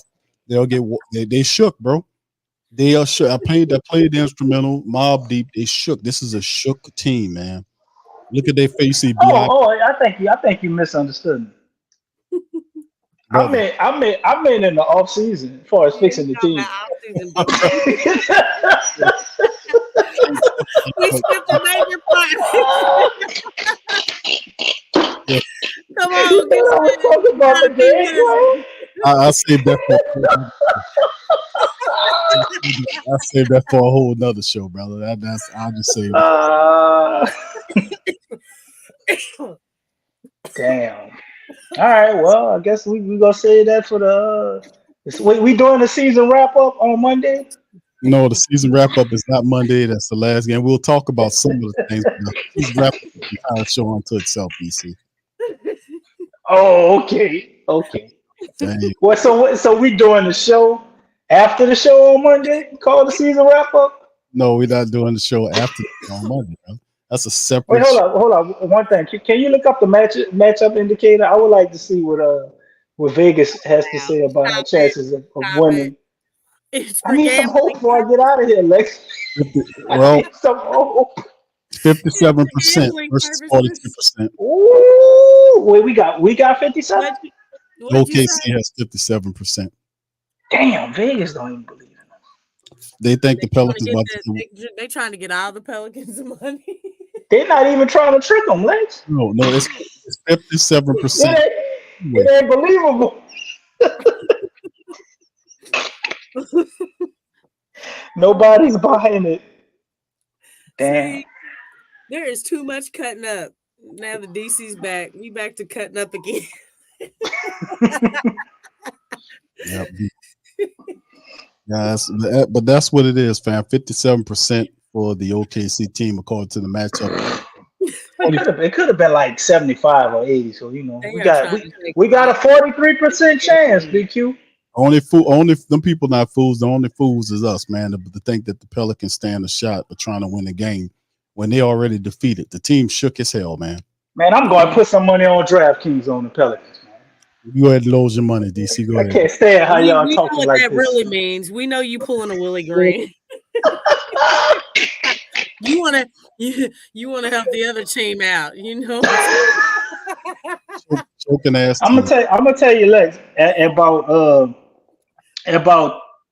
the 4-minute mark in the third quarter. I'm gonna know whether I need to take a nap before we do the show. I was just gonna have y'all watch the game and then I'll just come on, you know, because look, I have a pretty good feel for basketball. So You got your takes ready about game 4 yes, today? I do. I already took my notes. Okay. I believe. Okay. I got it written down. Actually, I wrote it down. Say Q. Once we get off the show, can we just go ahead and record the podcast for Monday? let's just pre-record it. Just why do that? Just run this show back. It more than likely probably. Why not? Premonition Pelicans. Oh man. And this team, man, I tell you, they disappoint me. All right, family, I'm done. We gotta laugh to keep from crying, man. I'm done. Ryan with the super chat. He says, what do you think about the lineup of Jordan Hawkins, Herb Jones, Trey Murphy, BI, and Zion? What you think about it? Thank you, Ryan, for the super chat. Y'all want me to answer first? You want me to answer first? Go ahead, please. I think that lineup is impossible because one of the people probably will be on the team. Yeah, I don't think there's any way in hell we're gonna see that lineup, Ryan. If we did, for some reason, be able to keep BI and Zion, Hawk, Trey, or Herb, one of them gone. Somebody is leaving. So I don't think we'll ever see that lineup. But in theory, as far as what I would do, I probably would have tried this lineup maybe about 75 games ago. I probably would have tried this lineup.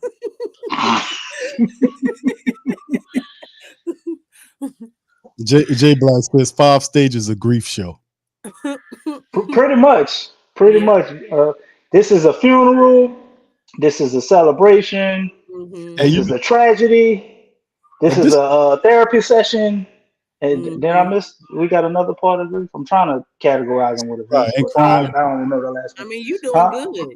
That's good. It's one more. I couldn't have it. The last one, kind of escaped. Therapeutic. Y'all can feel it. Yeah, I say therapy. Okay. All right. Well, my bad. Well, we've definitely come to acceptance. Did we reach we reached all 5 stages. We did good, y'all. Okay. Good call. We did good. We not down in the dump stuck. We ain't gonna be stuck inside, under the covers crying and then we went through all 5 stages. Be sleeping well at tonight. night. Yeah. I don't know about DC. He got the baby crying and stuff. So, but yeah, me and Big Q, we're gonna be sleeping well at night. Yeah, we're not Oh, going that's to gonna be all right. The Lex. the baby in there watching the game. Which one? I hope The one from the day. This guy. The Pelicans game to be Oh, honest. you got it replaying. They did all that, man. You know Mm. what happened? We'll turn it on. Lex, Yeah. feel free to chime in what you think about Ryan's question in terms of the line. Do you agree with DC's assessment, or what do you think about the question I he asked? mean, this is it's basically it's not reality. It's theoretical. So Hawk is not in the rotation, and Willie Green, he favors defense over offense. So when you put those things together, it really doesn't make sense because Hawk is not even in the rotation. He's not in the rotation. Yeah. I mean, it's much on the lines of what DC was saying. Right. How can we continue to keep talking about these different lineups and putting guys in there that aren't even in the rotation? It doesn't make any sense. Whether it's Cody Zeller, whether it's Jayhawk, whether it's Matt Ryan, anybody who we don't see. Like Willie does not trust Hawkins. He doesn't trust him. As long as Willie's here, this lineup is in theory. It doesn't exist. It's not feasible. So Right.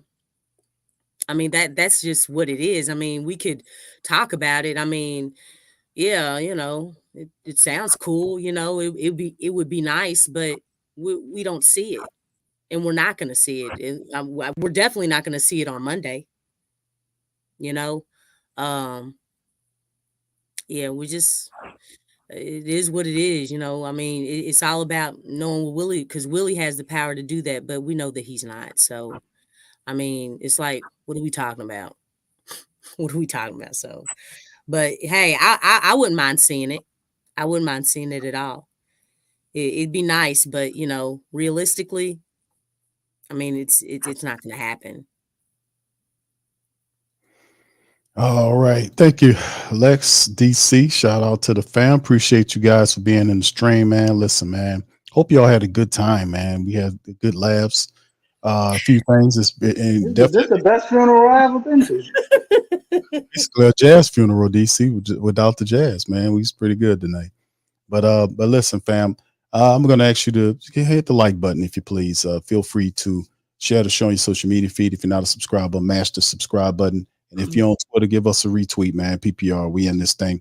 Got to keep it real on these sports teams, man. We can't have any delusion or any of this other stuff, man. We got to face the facts, man. That's the only way we'll be able to troubleshoot and do what we need to do to get this on track, man. Pelicans 49 wins.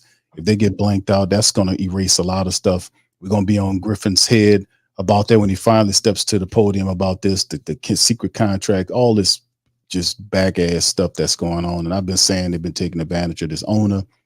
It's just, this where the money at. Come get this over there. She don't know what she's doing. But I mean, it's just strange times for the city of New Orleans with our basketball team, our football team, man. We just need to make it through it. It's very difficult. But anyway, with that being said, I'm gonna get out on that. I appreciate it. Don't throw the football team in there, Q. We had an A+ draft. All right. Well, we'll see how they translate that onto the field, DC. But with that being said, you're right, they can't mess that up. We'll see if we can get ready to leave. Listen, I appreciate all you guys for being in the stream. Listen, we'll be back on Monday, man. Game 4 Pelicans in the Smoothie King Center Monday afternoon. Can the Pelicans wake up, stop being shook, play like champions, play like and get the dub? Right? Can they play with some passion, some energy? According to 504 Doc, he said the Lakers about to get one. If the Lakers could do it, I know the Pelicans can. Right. So there you go. All right. So with that being said, we're gonna get on that. Listen, I appreciate y'all. Y'all have a fantastic rest of y'all night. I'm gonna holler at you on the next one. Much love. Go Pels. Show us the edge. Yes. The chip on the shoulders, the fight and the passion that comes from within. Whoa. Try to win on every level. Yeah. Expectations high. Gotta show them you can fly. Play harder, better, smarter. Baby, put the league on notice. Show me the edge, yeah. Play with the edge, yeah. Show me the edge, yeah. Play with the edge, yeah. Show me the edge, yeah. Show me the edge, yeah, yeah. Whoa, done seen the walk of shame enough. Wanna see the walk of winning, time to come up and bring out the apple. Don't every play, every possession. How bad you want it, love, do you want it all? This ain't a blood of love, built for something greater. Attacking all obstacles, coming for the ring, my precious. You got the juice, the will, the heart, the fire. Show 'em the proof, show 'em that it shall be done. Show me the edge, yeah, yeah, yeah. Play with the edge, yeah. Show me the edge, yeah.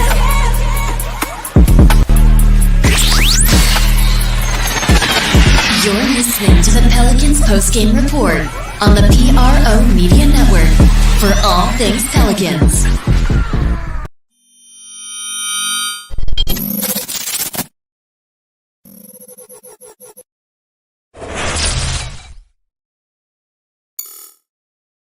TheWhoThatDaily.com. That's right, TheWhoThatDaily.com. Your one-stop shop for everything New Orleans Saints, New Orleans Pelicans, LSU Tigers, even the top flight boxing news. So if you're a Who That and you're looking for a place to stay up on your team, TheWhoThatDaily.com is your site. TheWhoThatDaily.com for the sport Who That in all of us.